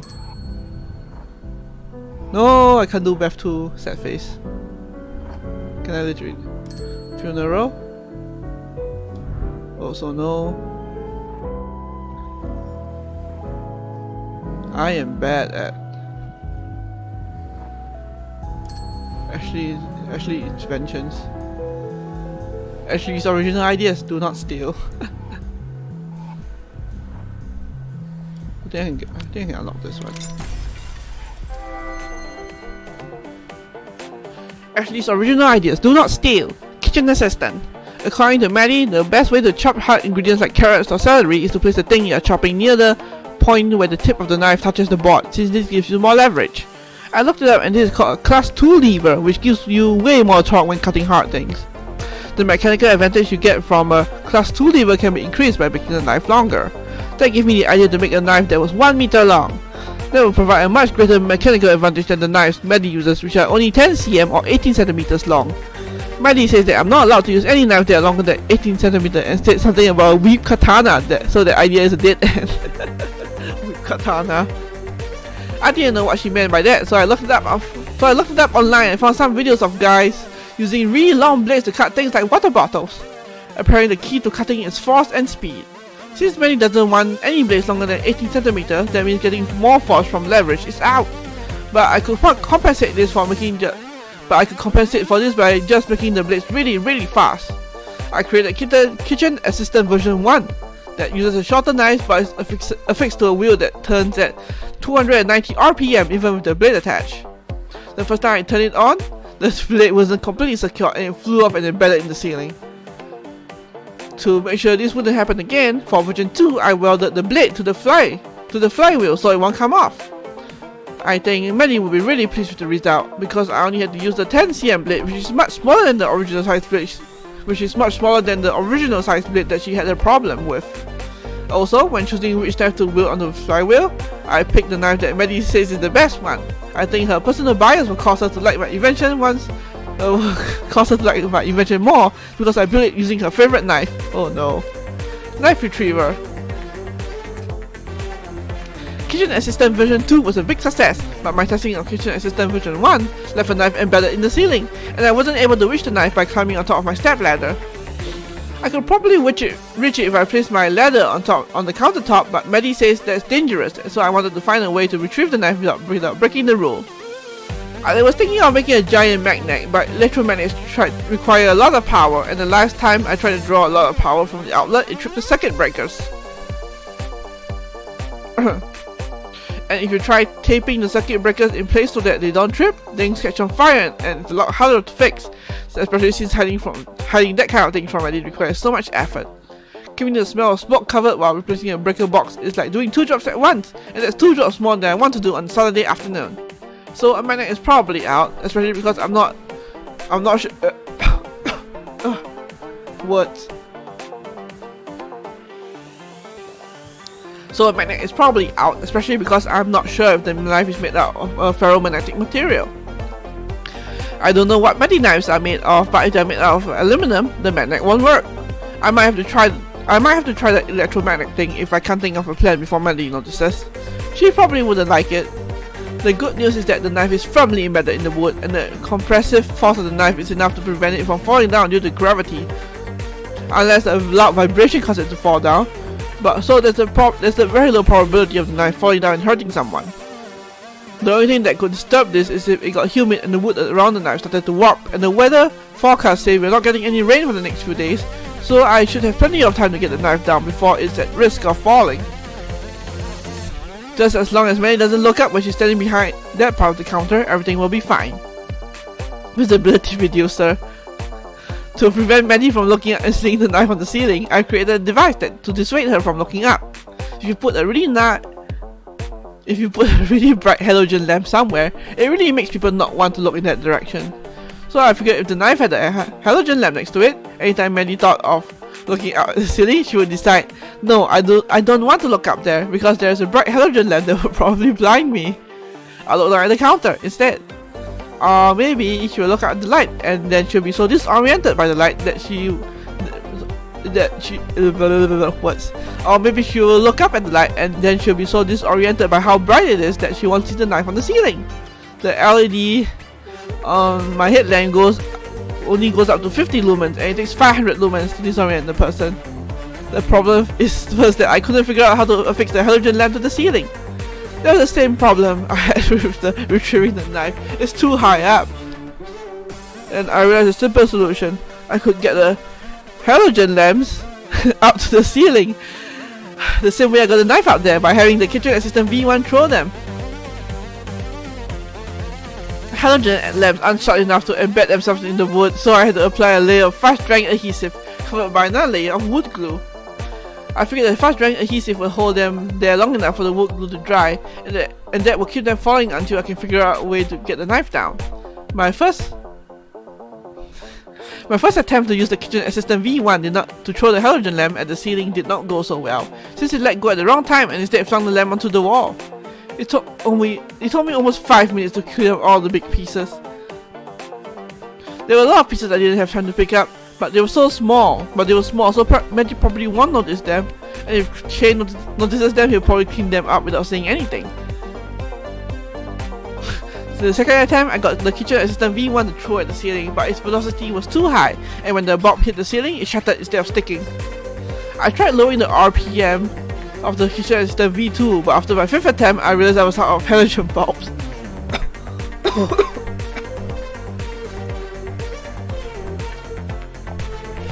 I wonder if I can recycle the broken pieces for anything. Lamp bulbs seem like they will be very hard to reconstruct. Oh no. Oh Ashley. Oh Ashley, what have you done?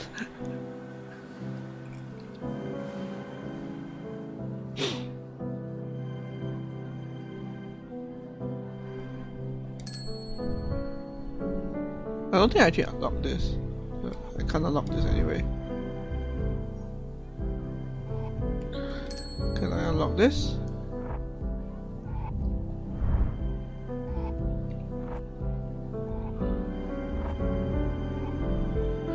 Gremlin, indeed a gremlin.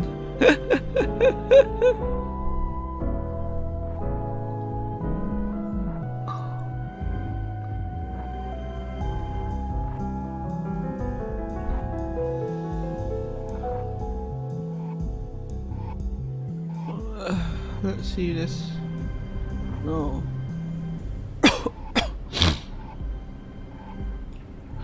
Let's see if we can do the rolls. No, I don't have enough for the rolls.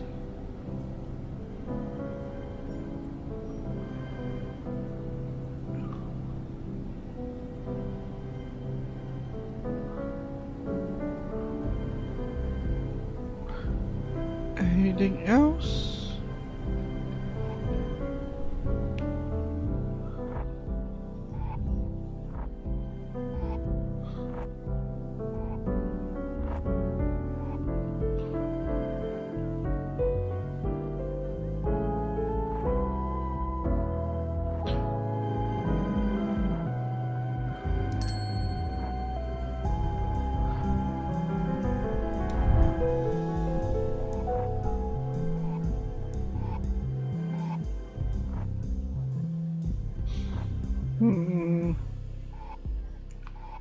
I think that is it that I can unlock.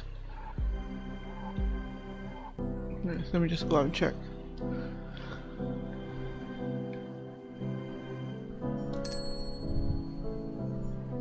Yep.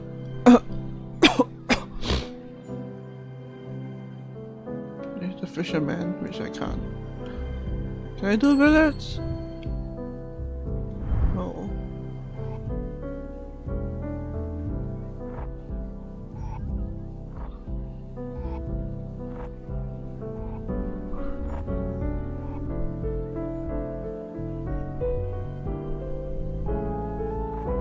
Here, no. All right, where are we? It's got a steely gaze. Okay, so yeah, we're going to Act 2 next. All right, let's do Act 2.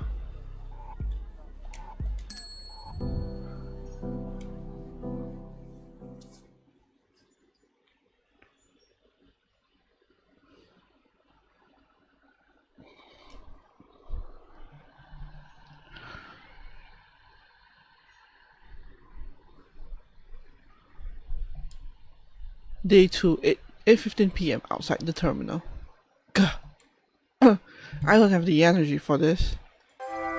It's been running on empty for several days now. Especially with everyone watching me. I hope he packed enough conductors. My order form was pretty vague. I shouldn't be worrying about the conductors when I'm not even sure I can pull the whole thing off without some sort of major screw up happening. Supplier. A good supplier knows enough about clients to anticipate their needs. There's a certain amount of nosiness that is polite. Supplier knew what I wanted the conductors for anyway, so he would have packed enough.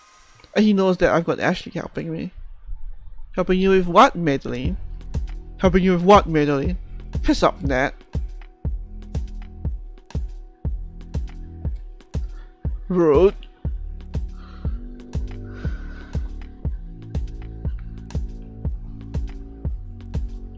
Nat just following me after her. You should respect your elders, you know.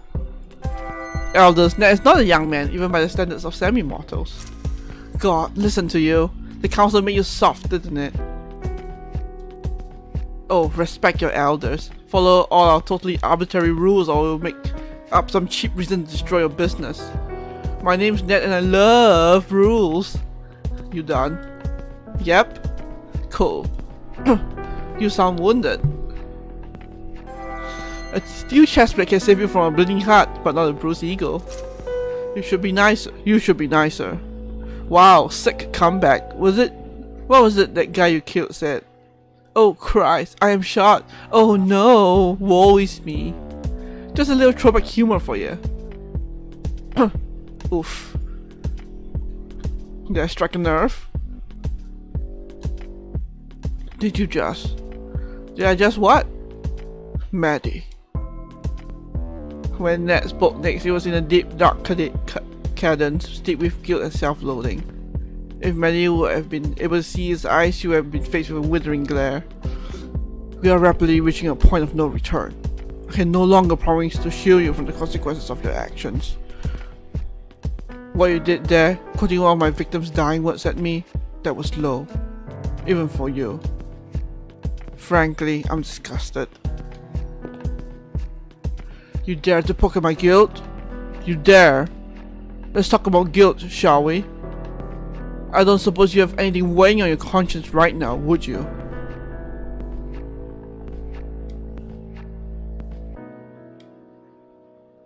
As I thought. They may still weigh heavily on me, but I'm absolved of my sins. Some mortal debts take a lifetime to work off. Ned's had more than a few lifetimes. I've had 100 years to process that, and to redeem myself through my actions. You? Your sins are fresh. There are lens marks on your soul, deep cuts in your aura. Swallow your arrogance, novice. I know what you did. Many scenes weigh heavily on Ned's mind, they weigh even heavier on hers. And I can't wait to see how you plan to make this right. Oh boy. Episode 5. Rainy Moods. Day 2, 8:30 PM. The terminal. Oh, there's other people now. Tuan. Oh, Tuan, age 16. Thinks he's smart. Not antisocial, just shy. Read a bunch of Wikipedia articles on optometry and considers himself somewhat of an expert. Hannah, age 16. No, she's too smart for her own good. Hobbies, people watching. Self-indulgent teenage angst. Taking advantage of the fact that she's too smart for her own good. So I'm not sure that... I need...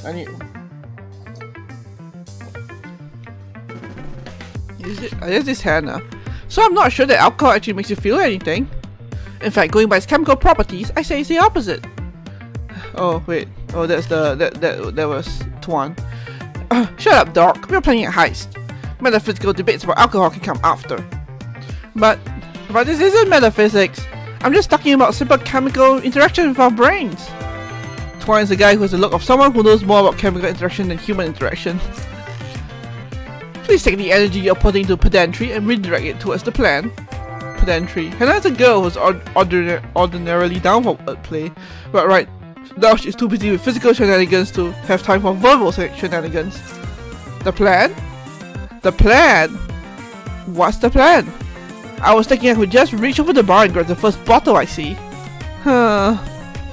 Sounds risky. Very chaotic neutral. And what's your alignment then? Neutral good? Uh-huh. I'd say I was neutral lawful, but that's the coward's option. Yeah. But getting back to the plan. Oh. Using your own pedantry to distract you was absolutely part of the plan. Wow, so little faith in me? Gotta minimize liabilities here. Liabilities. Hence still learning to trust this guy. He doesn't have the look of an interloper, but he can never be too safe. You're out here playing checkers while I'm playing 6-dimensional upside down laser chess. Shit. I've galaxy brained this and now I'm holding the fruits of my labor. Don't you mean our labor? If you insist. Give me a closer look at that. What sort of fruit did we pluck from the bruised tree? Really stretching out that metaphor, huh? Yep. I don't recognize the language on this label. What? Let me look. What the hell? Huh? I don't recognize it either. Maybe it's a cipher. A cipher. A cider is made from fermented apple juice. A cipher made from fermented wood juice. Who will make you read a cipher just to know what you're drinking? A sadist. Oh, we could ask Maddie about this. She's a sadist, right? What do you call someone who enjoys the empathic pain they feel from hurting others? Yeah, that idea sounds great. Let's go find her then. Apart from the fact that we specifically nicked it from her. Oh, right. You're meant to be the lawful one here, dude. We agreed on mutual good. Me not challenging your assertion does not make it an agreement. Regardless. Wait, hold on. I sense a dark presence. Do you feel it? No, I don't feel anything particularly spooky in the air. Yeah, me neither. Ah! Hello, children. I see you stoop to petty thievery. Ah, shit, I forgot to hit that. Alas, sprung. Can't believe my heist career is over so quickly. Aw, don't give up on your dreams, kid. Speaking of, you know what happens when you drink this? I was assuming some sort of drunkenness. Does it make all your teeth fall out? Well, last time I had a shot of this, I woke up in Adelaide. Wow. So the result was 700 kilometers worth of drunkenness and bad decisions. But I woke up 6 hours before I took the shot. Had the driver rent a car back and explain to Che why I disappeared without a trace and somehow accidentally time traveled. Holy shit, can we give it a try? God no. You ever heard of a liquor licensing laws? I end up in jail. I think it'd be an excellent formative experience. Yeah, if you're not perpetuating teen drinking culture, you're a loser. Somehow I remain unconvinced by your passionate arguments. Well, we tried. You just have way too much time on your hands, you know that? But they're not having enough, right? I'm utilizing my time to practice my skills. It's not wasted. Well, the non-existent industry sector that relies solely on the skill of reaching over... I need more water. Well, the non-existent industry sector that relies solely on the skill of reaching over bars and stealing bottles of enchanted booze is gonna be lucky to have you. Aw, that's so validating. Thanks. Can I get you two a coffee or anything? Hot chocolate? I'm kinda busy tonight, but I'm hoping that bribing you with free drinks will stop you from nicking my shit. I'll take a free drink. I feel guilty taking one since it was all Tuan's idea. Hey! But I'll graciously accept your offer. Neat. What'll it be? Hot chocolates for both of us? Hot chocolates for both of us. Alrighty, 2 hot chocolates coming up. Surely, don't steal anything else while my back's turned or I'll feed you to a spite elemental.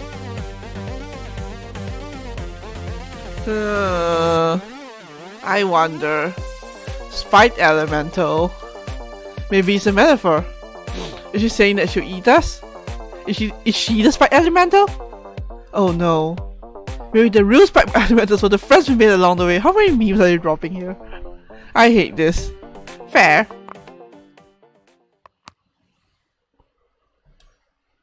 Oh.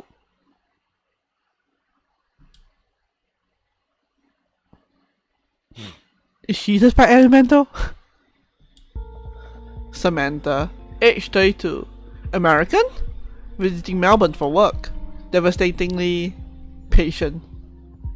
Trust me, you guys won't want to meet the spite elemental. Many memes, right? Have you? Yep. got pretty close to not making it out alive. I guess you're in a fairly exciting line of work then. This woman's line of work might seem intriguing to someone looking from the outside, but to her, it's all business. It gets that way sometimes. But spike elementals aren't exciting. They're terrifying. They suck all the air out of the room and make the world ache. And they don't die easy. Huh. That's kinda metal. You sure do need brass balls to face one down, that's for sure. And a steely gaze? What? Cause steel is a metal, and I said it was a metal, and then you mentioned brass balls, so... Hannah, please back me up. Nope, you brought this on yourself, mate. No. She's totally right. What's going on here? You bullying my customer, Samantha? Of course not. Good, cause that's my job.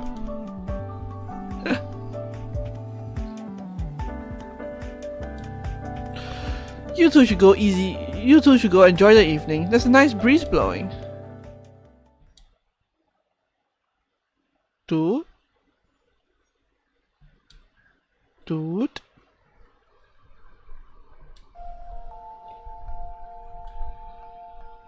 You remember my name? That's sweet.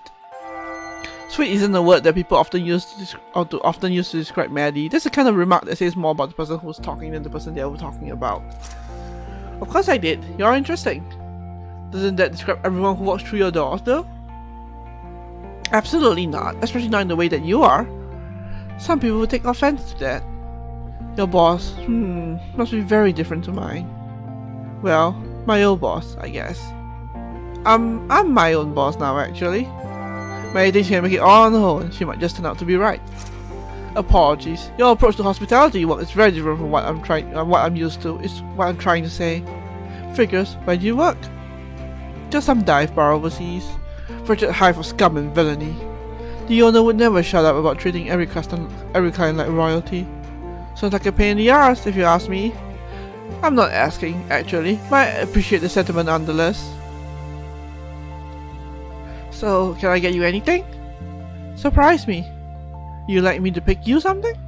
Yeah. Mind if I ask you a couple of questions? Are they related to the drink? Yep. Should. Okay. What's your favorite white wine? You're not making me a wine cocktail, are you? No. I'm partial to a glass of Marsanne every now and then. Fancy. Fancy. Next question. Have you ever read Star Chart? Like in astrology? No. Why? I don't put any stock in mysticism. Oh.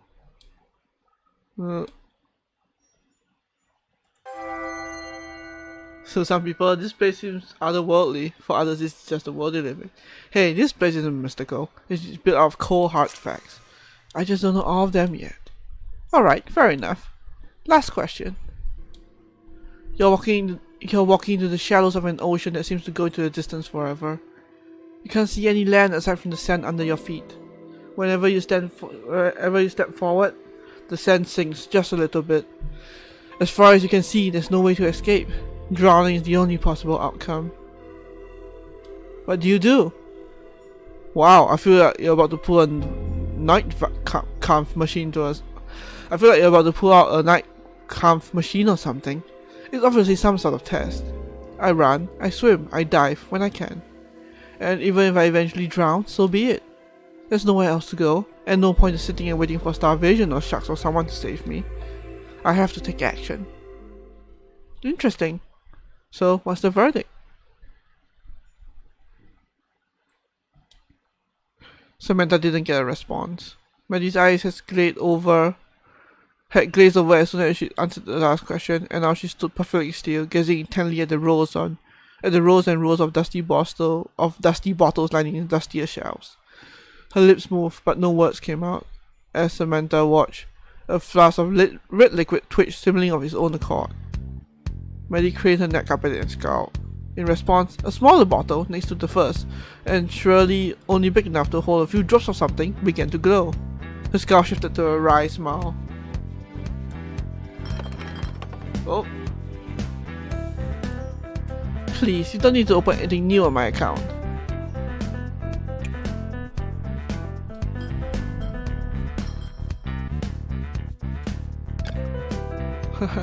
Gotcha. Your answers were interesting.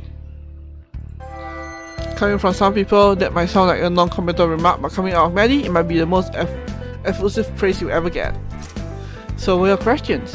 I'm still having a little trouble how they relate to each other though. Is that important? I try to maintain a vague hope that maybe one day things might make sense. And until then, I just try to go with the flow, of course. Heh. Sorry for trying to psychoanalyze you there. Try? Do you think you failed? No. What's the verdict then? Well, for one, you tend to accept things as you see them. You don't try to interpret things based off unrelated frameworks or thought patterns. Let's say you do try to make sense of the connections between things when you can. When it's pretty sure she has all the pieces, she found that putting all the pieces together requires a bit more effort. But it's no big deal if you don't. You just mark it as an unknown variable and move on. And that leads me to an intensely pragmatic approach. Would you agree? I suppose. You're the sort who doesn't buy drinks to enjoy them. You buy them as camouflage. Camouflage, if you are experienced with pretending to be something you're not in order to blend in, you might develop a talent for recognizing when others are trying to do the same. To hide your face behind, to project a veneer of being untouchable while you watch. Watch what? Everything, I suppose. You take everything in the same way I do. So you're saying that I'm attentive, but that I don't worry about instantly understanding how things are interconnected. Because you're confident that eventually you understand it anyway. How do you figure that? You've been watching my hands this whole time.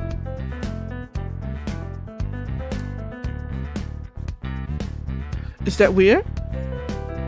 To watch an attractive bartender mixing a very fancy looking cocktail? To appreciate the craft? No. But given just how interested you are in what my hands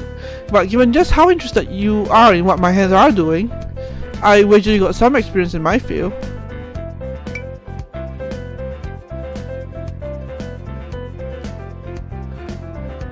So are you just really bad at picking out on when you're being flirted with, or Maddie?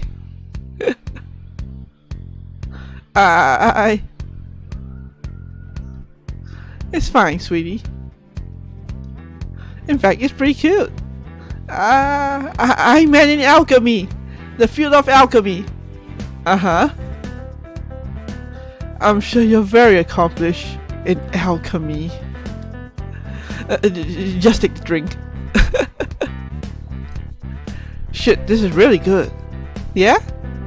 Too good to ignore, yeah. It's smoky, but bittersweet, and is the contrast with the bitters that really makes you appreciate the sweetness, or is it the other way around? Almost makes me feel like I'm reaching the end of something. Like I've got a lump in my throat from saying goodbye, but I can't quite tap into that feeling. Like, what do you even put in this? Mezcal, artichoke bitters, golden heart bitters, and a slice of gorilla lime. Gorilla lime? That can't be a real thing. It's just hard to acquire.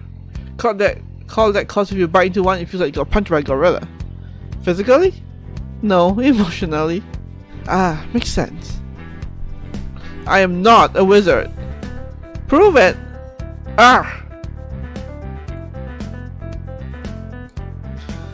That guy the boss you mentioned?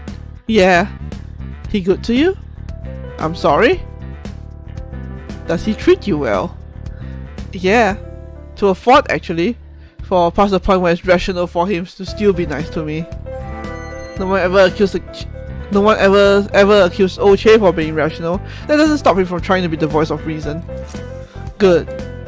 Actually, I'm sorry, that reminds me, I have to dash. Got some setup work for a project to finish before the sun comes up. Manny rarely engages in careless shenanigans, so when she's up to something, you best be on your guard. But without you here, who would enable my latent alcoholism? You You can just reach over the bar and grab the gin. Tonic is in the bar fridge.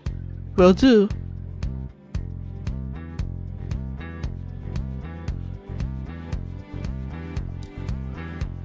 Come back soon though. I'd love to discuss alchemy with you some more. Catch you later. Wait, one last thing. What was the meaning behind the question about what wine I like? Oh, I was just curious.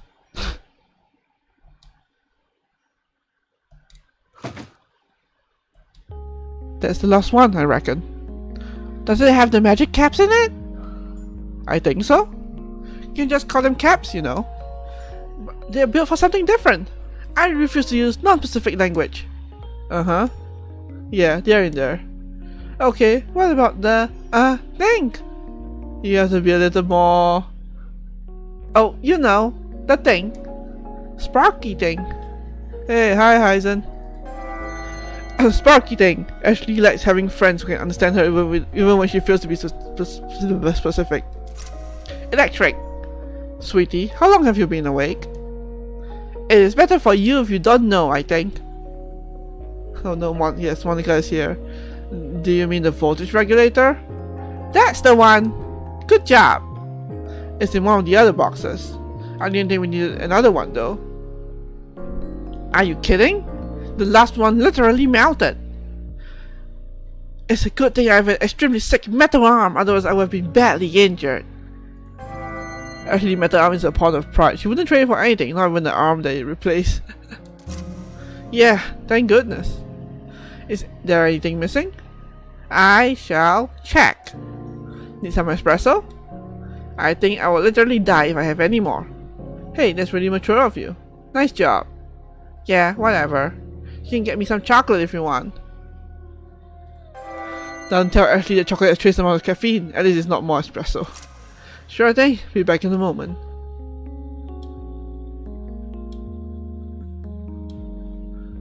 Oh, hey dude, where you been? Hey. Just chilling. Not much to do when you're waiting to die. Hey! Come on, Cooper, I know you're hiding down there somewhere. Oh. Hold this, will ya?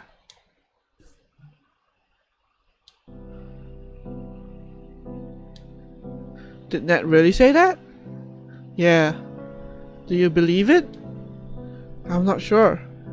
Well, it's not a lie. The most dangerous lies are the lies we tell ourselves. But it's not the whole truth either.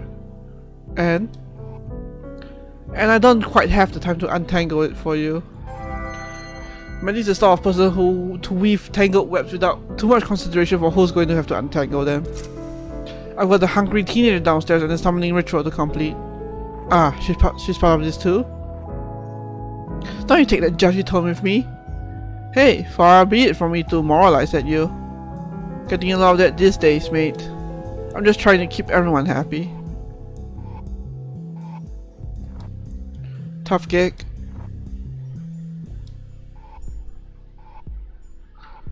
I'll say.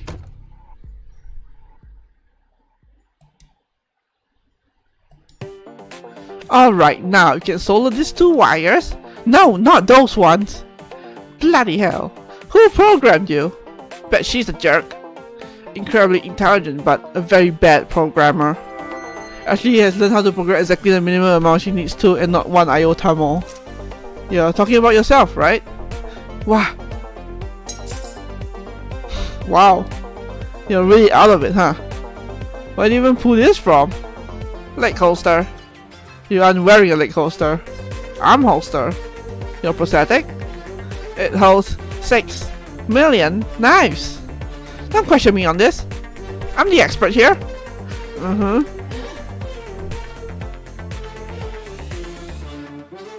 Hey, need a hand? Dude, you should check yourself before you fucking wreck yourself. No, that's not what I meant. Oh. Yeah, I guess you can help. Before I ask what you need, what are you even doing? When you mentioned the summoning circle? Something like that. You ever wanted to live forever? I traded it for just having a second chance, honestly. Well, so grab me that box, please. You can't just leave that hanging like that. Watch me. And while you watch me leave, you can go get the box. Thank you. Yeah, so this is really heavy. What's even in here? 100 meters of heavy gauge copper cable. In a basement full of magical items, this copper wire might be the thing most in danger of being stolen. It's easier to flip, at least. A bunch of capacitors that I'm going to wire together soon, and some various bits and bobs. That would definitely explain the weight. Oh, there's also a bunch of clamps. So what do you need? Validation, chocolate, coffee, a school system that doesn't punish me for having weird and niche interests. I meant more communism. Actually, it's a real party girl. I don't think I can get you communism. Sorry. And isn't Maddie already getting you chocolate? You're a terrible Conrad, Kichan. If I wasn't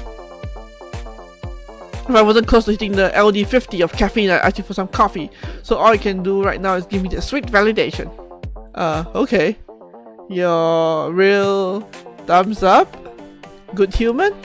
I don't know what sort of validation you want here.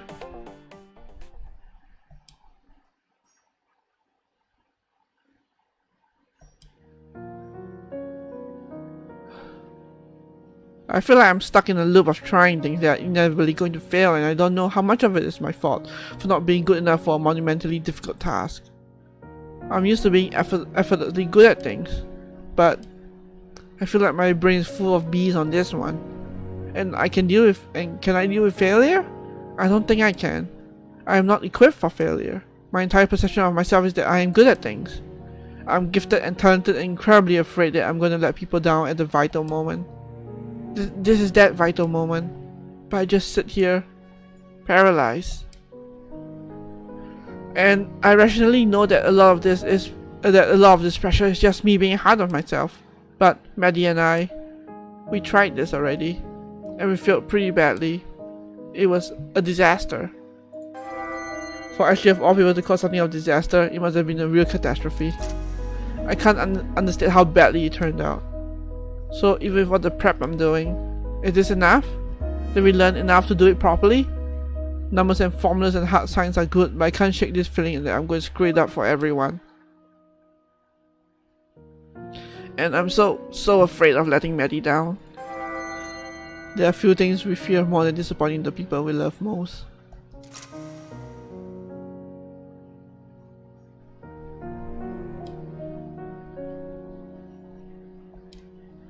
That's heavy as shit, mate. You reckon? Fully, yeah. I don't know what to say to that, except that I don't think many would ever feel let down by you. I know I've only been here for like 2 days, but her and Che seem to really care a lot about you. And I'm sure that extends to accepting you for who you are, limitations and all. Though honestly, I think you give off a pretty strong vibe of not giving a shit about your limitations. Yeah, it does get real sometimes. Or that you indiscriminately power through them with some sort of raw, caffeine-fueled fury.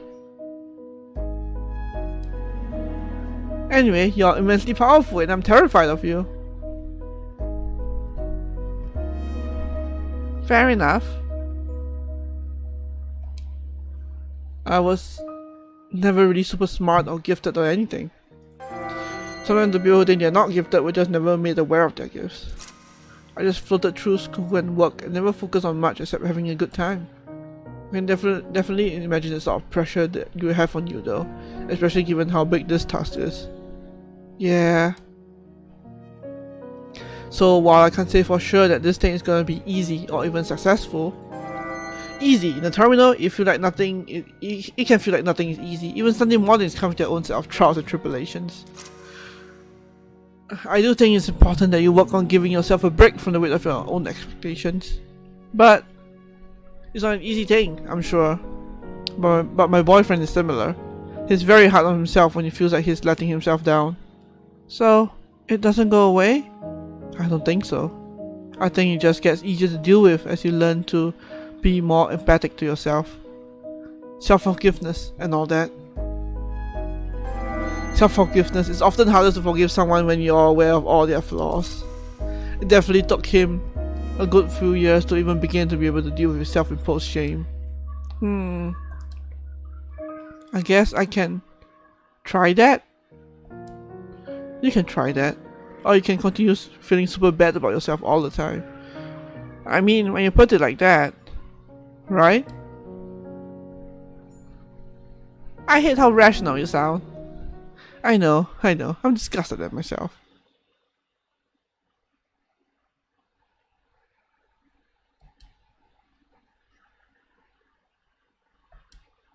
Sup, nerds? What's going on in this thread? What? You're sounding in a good mood? I maybe ate some of your chocolate. maybe Maddie ate some chocolate. Maybe grass is green. Oh, I swear to God, if there isn't any left. Ashley's. Yes, we've been over this before. You completely murderized me. It's like Hershey's, that's how it's Ashley's. You think you hate it if someone failed to be comprehensive when they went about murderizing you. I've seen some incomplete murderizing attempts and they ain't pretty. Don't worry, I only ate a little bit. Excellent! Is this enchanted chocolate or just normal chocolate? What about enchanted dark chocolate? Unenchanted dark chocolate, where does that fall the normal abnormal chocolate spectrum? Does he deserve to know? I don't know. I kinda like the mystery. It's completely normal chocolate, isn't it? Maybe. Maybe not. Can I have some then? Come on, you owe me. For what? Helping you set up all this. Oh yeah, that's fair. Give me my one little piece. This is totally normal chocolate. Yeah. Do you expect it to be not that? Well, you implied. We never implied. You came up with that one all on your own. Damn it. Alright, I'm bored. Later, dogs. Don't you run off on me, miss. This magic cat bag isn't even half done. I'll do it later. For now, I'm gonna take a nap on that table. If anyone disturbs me... Huh? Come on. You'll be happy? Confused? Ticklish? Extra hungry? I will... mention me in your diary? Maddie doesn't keep a diary. All those thoughts and memories just stay cooped up in her head. One day she's going to run out of space. Or sanity. I will exact terrible revenge on both of you later. Jeez, that phrase definitely didn't start with an M. Bye!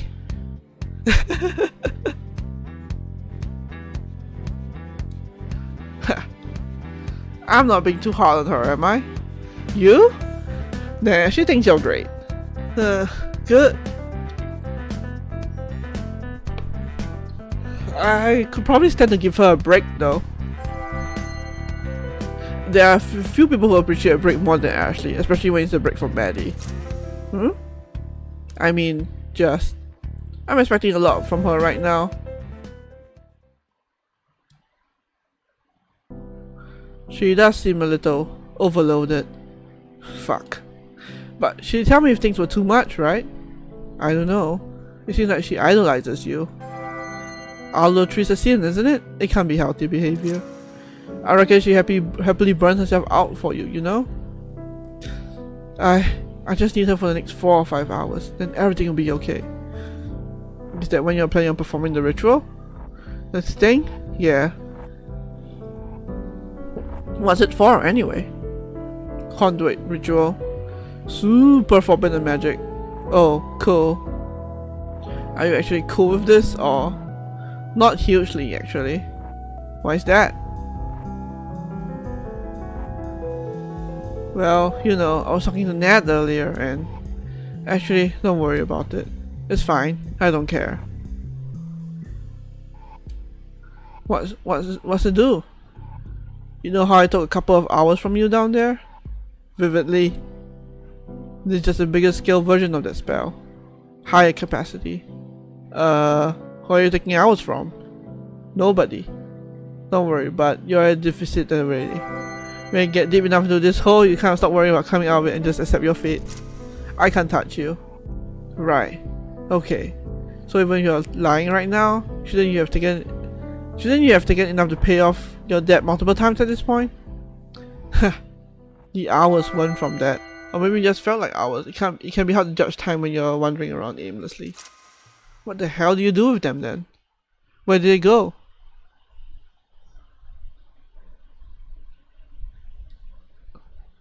For our research, we used the following materials: wire of copper, heavily drawn; jasmine chalk, not Dover; sustained electric supply of at least 20 volts; car battery; capacitors composed of need better durability. However, we believe extra components are required. Our conduit's properties varied with the layout of our summoning circle, and despite the departure of our test subject during our rituals, we were able to ascertain a number of efficiency-oriented refinements. Certain kinds of optimization requires a real dedication to craft, as well as the absolute necessity of a living but non-sentient vessel to act as a so-called storage container. More testing is required, though obtaining a willing subject for future methodology evaluations without attracting the attention of the council will be difficult, to say the least. I stored them.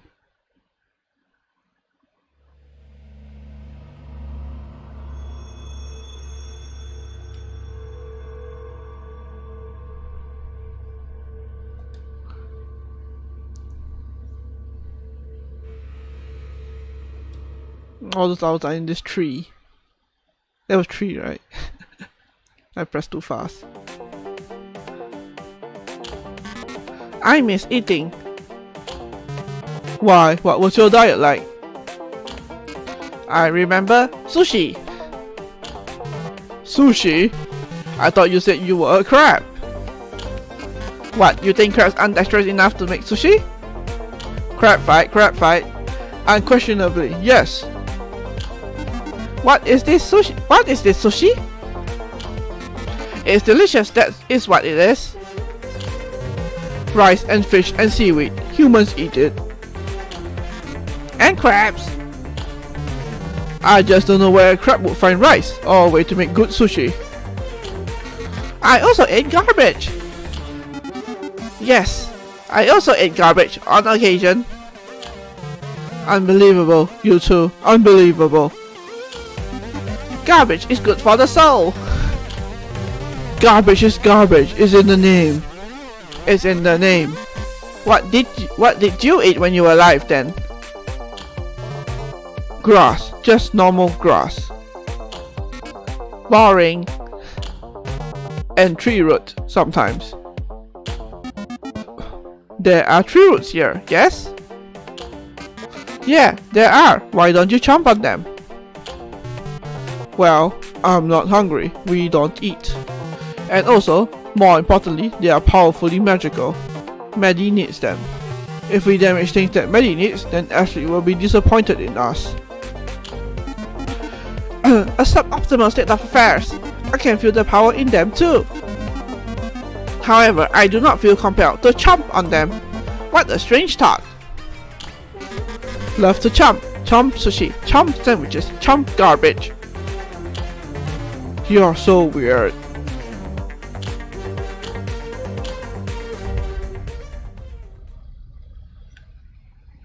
Alright, let's see what we can unlock and read, and then we'll call it a stream. Oh god, there's so many this time. Oh,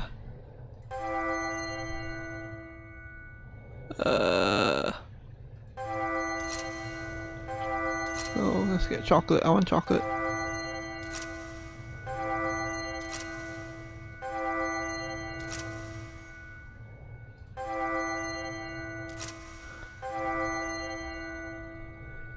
Chocolate. I want chocolate. This is painful. There we go. Self-forgiveness. Programmer.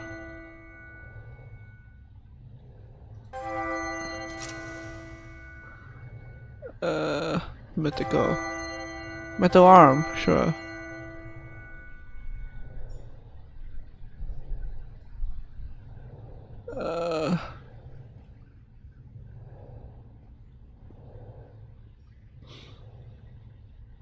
sweet, easy.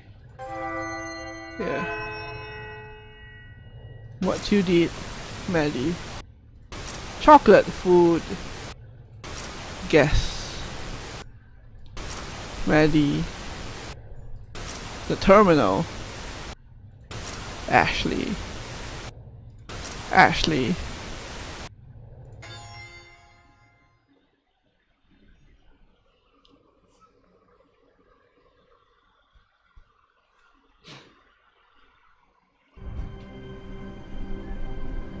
Alright.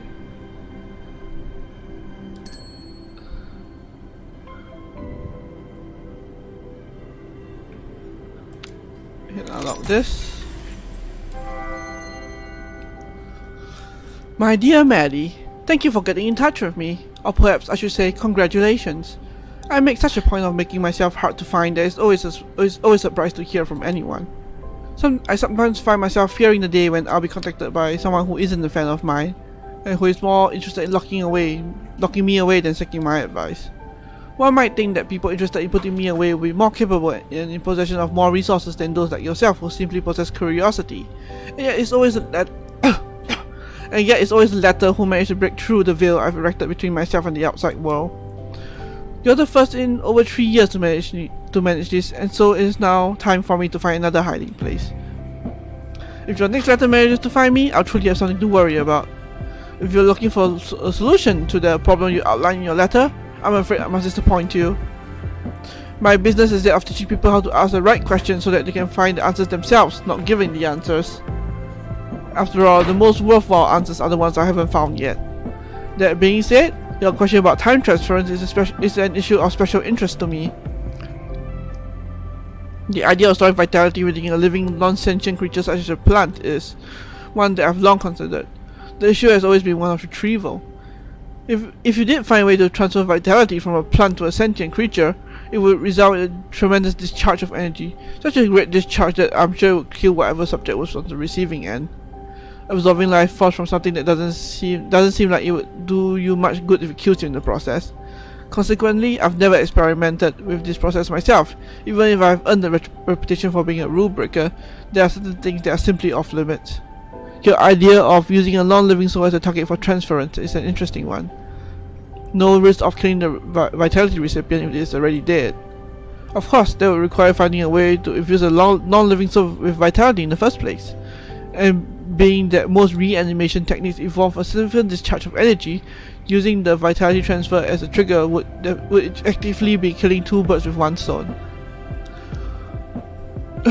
Of course, reanimation is a far cry from necromancy, but if your only problem is one of living on borrowed time, well, you know better than I do how to resolve the particulars. I'm an alchemist, not a necromancer. If I can offer you one piece of advice, this kind of vitality transfers are not something to be experimented with. Anytime that time is borrowed or lent, you are making an alteration to the ledger that the powers that be keep a very careful eye on. Even the smallest of disturbances is enough to attract their notice, and attracting their notice will put a quick end to any research you might be in the midst of. So if you are going to try vitality transference, don't experiment. Go straight for the end goal. If you are going to catch the attention of those whose attentions you do not want, make sure that the endeavor is worthwhile. If you have a good reputation, it will be a shame to squander it on something so trivial as allowing a mouse a few extra seconds on this side of mortality. As they say, go big or go home. I appreciate taking the time to write to me. You've given me new things to pontificate on, and perhaps one day you may see the results of that pontification in one of my future volumes. Of course, it should go without saying that you won't be able to reach me again, at least not in the same way you did before. I've been found, and that means I need to do a better job of covering my tracks. While I rationally hope that I'll never find myself in a position where a fan's letter finds me, there is always a part of me that hopes that one of my readers will manage to track me down. Who knows, perhaps the next letter I receive at my next residence will come from you. But I'm sure you have better things to do with your time than to try and track me down. There is time to adopt the posture of a student and focus on learning. But it's obvious to me that you are someone who has spent plenty of time learning things and is now ready to do things. So do things, Maddie. Do big things, do dangerous things, do things that break the rules. Not all rules need to be broken, but if you're smart enough to find me, you're smart enough to know which rules are worth breaking. I'm grateful that it's always the reader mail that seems to find me, and never the demands to appear before some kind of tribunal or committee.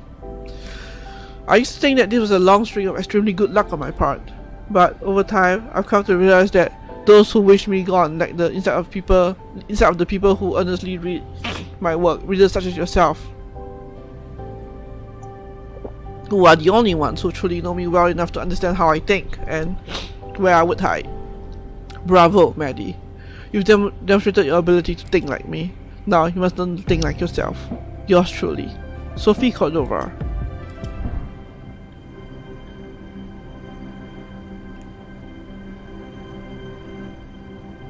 Something down under.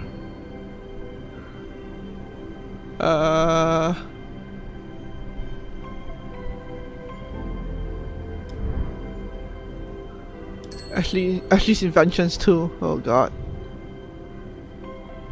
Yeah, let's unlock this.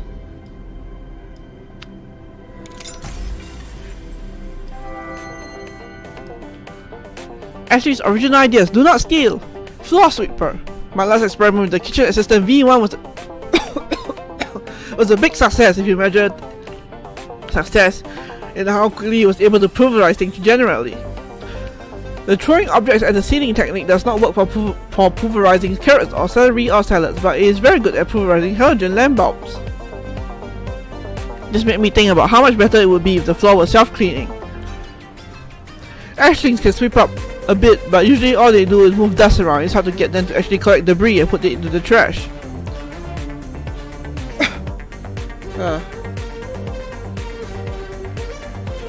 If the entire floor were covered with air jets, any small bit of debris that dropped onto the floor would quickly get whisked away to a corner. Where a vacuum was something would suck them up into a disposal chute. Having a bunch of air jets would require a lot of power to run.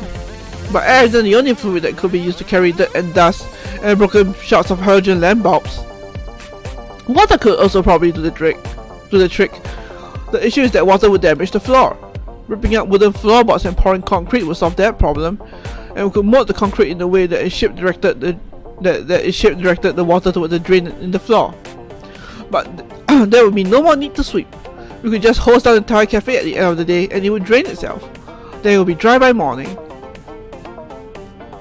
That's actually a really good idea that doesn't require any special equipment or specialized hardware once the floor is installed. I should copyright that idea to make sure nobody steals it. Update. After several days of calling the Australian Copyright Council, I finally talked to a person who told me that what I want to cover inventions is a patent, not a copyright. After several more days of trying to contact the patent office, I was told that someone already used my idea. I wonder if it's possible to sue someone for stealing your idea before you came up with it. It's pretty unfair that I'm not able to patent an idea just because I'm too young to have had the idea before someone else claimed it. Knife Retriever V2. Previously, my voice is dying. Previously, I discarded the idea of using a large electromagnet to retrieve the knife that was lodged in the ceiling. My research has led me to believe that the knife in the ceiling is actually stainless steel, which contains iron. Iron is ferromagnetic, which is weird because you would think that only ferro would be ferromagnetic, but I guess iron is too. Also, I was able to find a gas-powered generator that could supply enough power to run an electromagnet for a short period of time, so I don't need to worry about circuit breakers. It requires a lot of gas, but luckily getting the knife down only requires running the electromagnet for a short period of time. I created the electromagnet by spooling a power cable around a piece of iron. The good news is that electromagnet is great at pulling knives from where they are. The bad news is that it put all the knives from the drawers that were within a meter of it when I turned it on. Also, the knife in the ceiling wasn't affected because it was too far away. I looked it up and magnetic attraction follows an inverse cube law. I'm not sure what the opposite of a cube is, maybe it's a sphere? But the more I think about it, the more it makes sense that objects further away aren't as pulled as strongly by a magnet. The Beseecher 5000.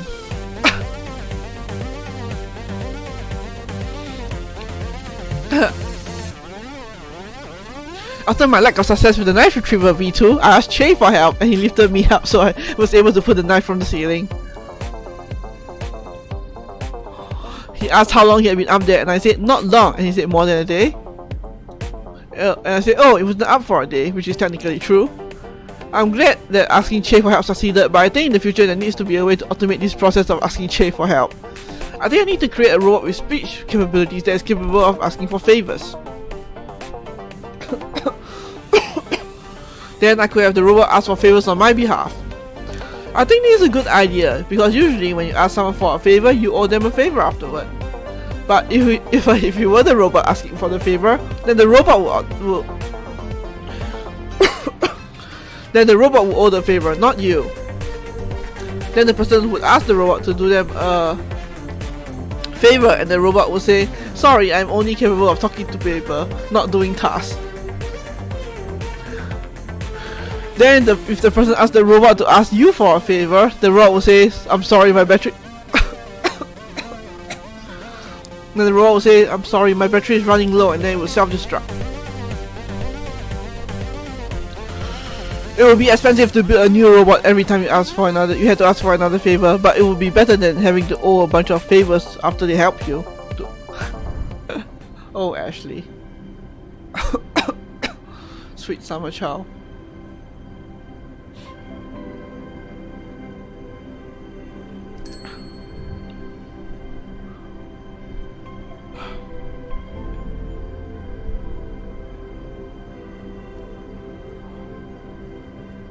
Alright, let's unlock this.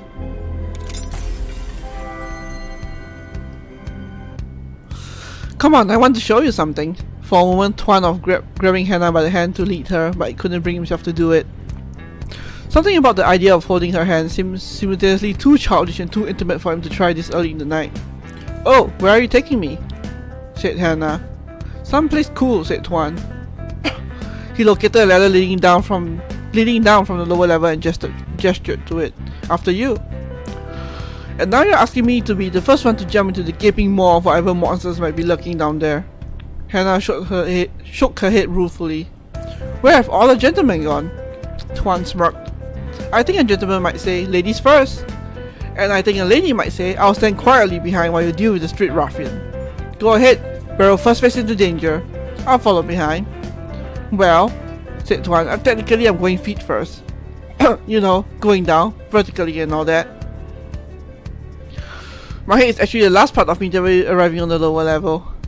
Are you going to keep standing here bantering, or are you going to show me whatever's down there? Said Hannah.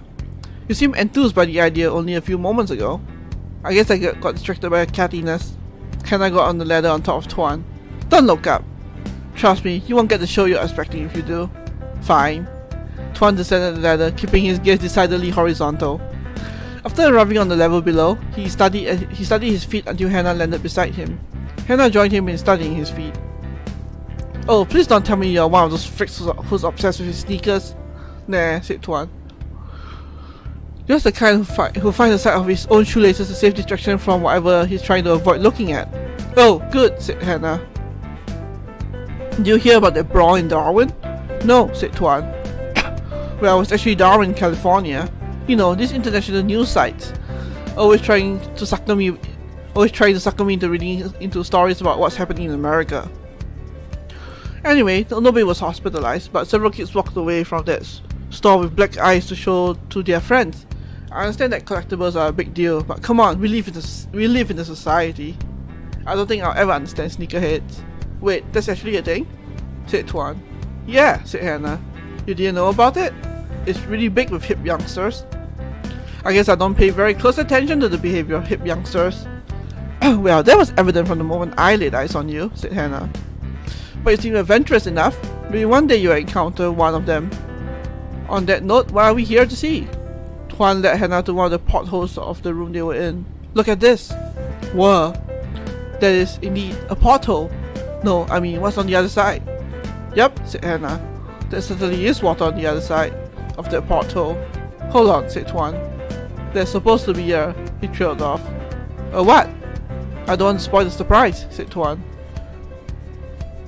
Well, you have effectively replaced my awe and wonder of seeing the sea through the porthole in the basement of a Well, you have effectively replaced my awe and wonder of seeing the sea through a porthole in the basement of a Melbourne cafe, with a feeling of disappointment that I'm not seeing whatever it is I'm supposed to be seeing. Tuan checked several of the other portholes. This is weird. It's usually the sound of something landing behind them caused Tuan and Hannah to spin around and face the ladder they just climbed down. A girl with twin tails stood up from a crouching stance and dusted herself off. "You just jumped down," said Tuan. "Yep," said the girl. "It's only 10 meters. "And to think we wasted our time climbing down the ladder like schmucks," said Hannah. So, Tuan stood gawking at the girl for a few moments. "Sorry, I don't remember your name." "I'm Ashley," said the girl. "I guess turnabout is fair play because I don't remember your name either." "It's Tuan." "And I'm Hannah. You two know each other?" Hannah said to Tuan as she pointed at Ashley. "Yes," said Tuan. "We know each other so well that we greet each other by asking each other what our names are." That's a great greeting ritual," said Hannah. "We should try to popularize it. You know, normalize introducing yourself by name even to people you've met before. I bet it will save some people from a lot of awkwardness. Not everyone is good with names, you know." "That's a great idea," said Ashley. "I'm going to start doing that." Hannah shot a glance at Tuan and he grinned. "So, what are you doing down here?" said Hannah. "Here to kick us out? Is this a no patron zone?" "No, it's no problem," said the girl. "But I was eavesdropping." Tuan's eyes widened and he looked at Hannah, but Hannah seemed to be more amused and upset at Ashley's appearance. "And," said Ashley, "it sounded like you weren't seeing something you wanted to be seeing, so I thought I'd come down and take you lower." "Oh, where am I being taken now?" said Hannah. "About 1,000 fathoms is where things start to get interesting," said Ashley. "How much is 1,000 fathoms?" "Fathoms," said Hannah. Ashley paused. "It's about 1,800 meters, said Tuan. "That sounds like a lot of climbing," said Hannah. "Guess I should have brought better leather climbing shoes." "That sounds like a lemon of a non-sneakerhead," said Tuan. "Oh, no need to climb," said Ashley. "Just hang on a sec." Ashley walked up to a panel with several mechanical levers, and after several moments the water outside the porthole began changing hue. "What was that?" said Hannah. Swordfish," said Ashley.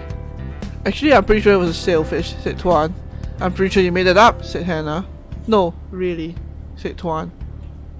They're a marlin and they have a long bill like a swordfish, but they also have a broad erect dorsal fin." "If you had left the word erect out of that sentence, I might have believed you," said Hannah. "No, he's probably right," said Ashley. "I've seen him down here with marine biology books. He's a huge nerd, so I definitely trust his word over mine. "Well, I'm glad that's settled," said Hannah. "The part about you being a nerd, I mean. I think the sailfish with an erect dorsal fin sounds kind of sketchy to me." Eventually the room stopped descending and Hannah looked outside the porthole. "Now I see what you were excited about. There's a lot of stuff going on down here. Hey, nerd boy, what's this one called?" Tuan tried to follow Hannah's pointing finger. "Which one are you pointing at?" "The shark-looking thing. It looks like it's as big as a whale." "Oh," said Tuan. "That's a whale shark." "See?" said Hannah. "I knew you were just making up names." "No, that one's right," said Ashley.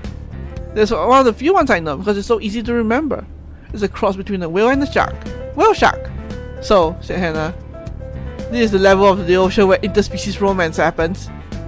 There isn't actually any whale DNA in a whale shark," said Tuan. "It just has that name because of its size. It's the largest known species of fish." Hannah shook her head. "First it's a whale shark, then it's just a shark, and now it's a fish. Tuan, the thing you need to know about making stuff up is that you need to stick to one version of the story." "Sharks are fish," said Tuan. "You didn't know that?" "They have gills. I'm kind of surprised you didn't know." I didn't think you're the one who should be surprised by any of this," said Hannah. "Everything you showed me down here is thoroughly weird. Me not knowing that sharks are fish? That seems very normal to me. Hey, Ashley, do you know that sharks are fish?" "Nope," said Ashley. "This is my first time hearing it too." Hi Captain Romeo, no problem. I'm finishing up soon." "Must be another made-up Tuan fact about marine biology," said Hannah. Tuan shrugged his shoulders. "I guess so. The truth is that I'm just really creative and good at making up so-called facts. The part of me being a nerd who spends all his time studying marine biology must be a lie." No, I still believe that part, said Hannah. Good night. Me too, said Ashley. Good night, Captain Romeo.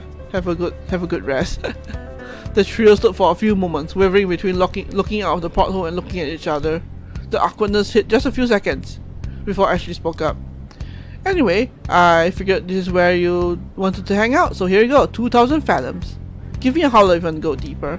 Ashley walked to the ladder and disappeared through the hole in the ceiling. Aww.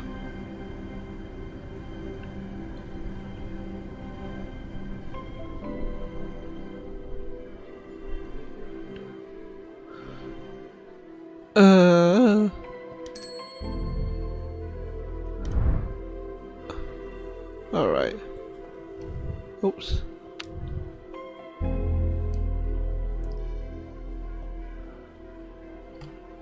Back. Alright, I guess we'll end it here. My voice is dying.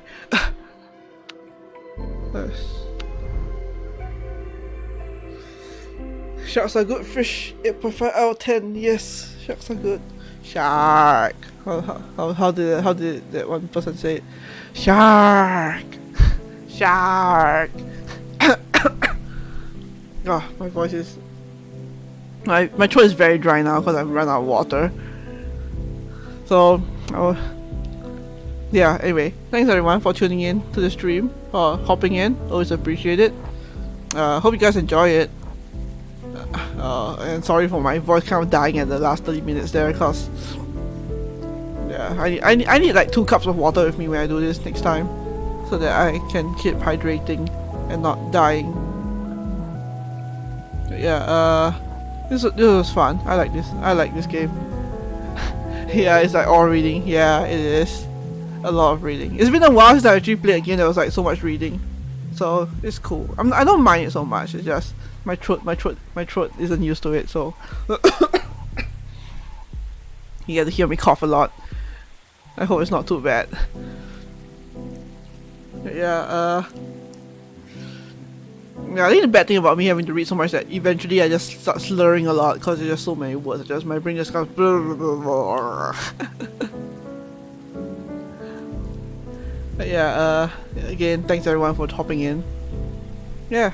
Hope you guys enjoyed this game. I mean, enjoy me playing through this game at least, if anything. I'm definitely having fun. It's fun to just explore, see what the story is. And I definitely like the cinematic presentation of it is definitely something fun to look at, interesting. A different style of presentation from like the usual visual novels and stuff. So yeah, we'll be back next week with more of this.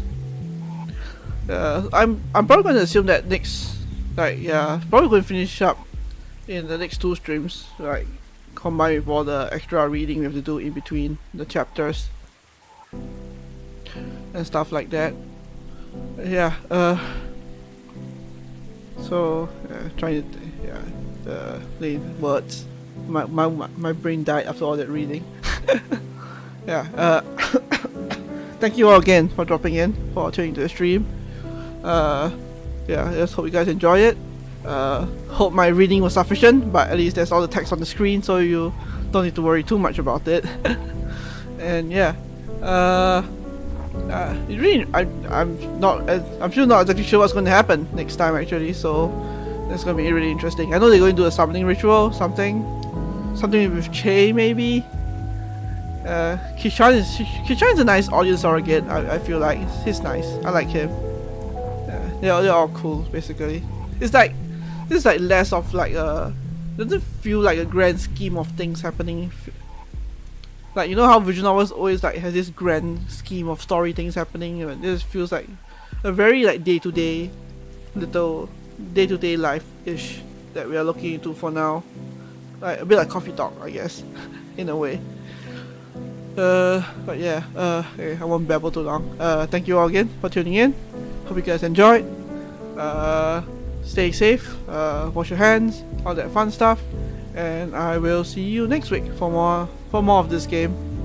Alright, see you guys. Goodbye.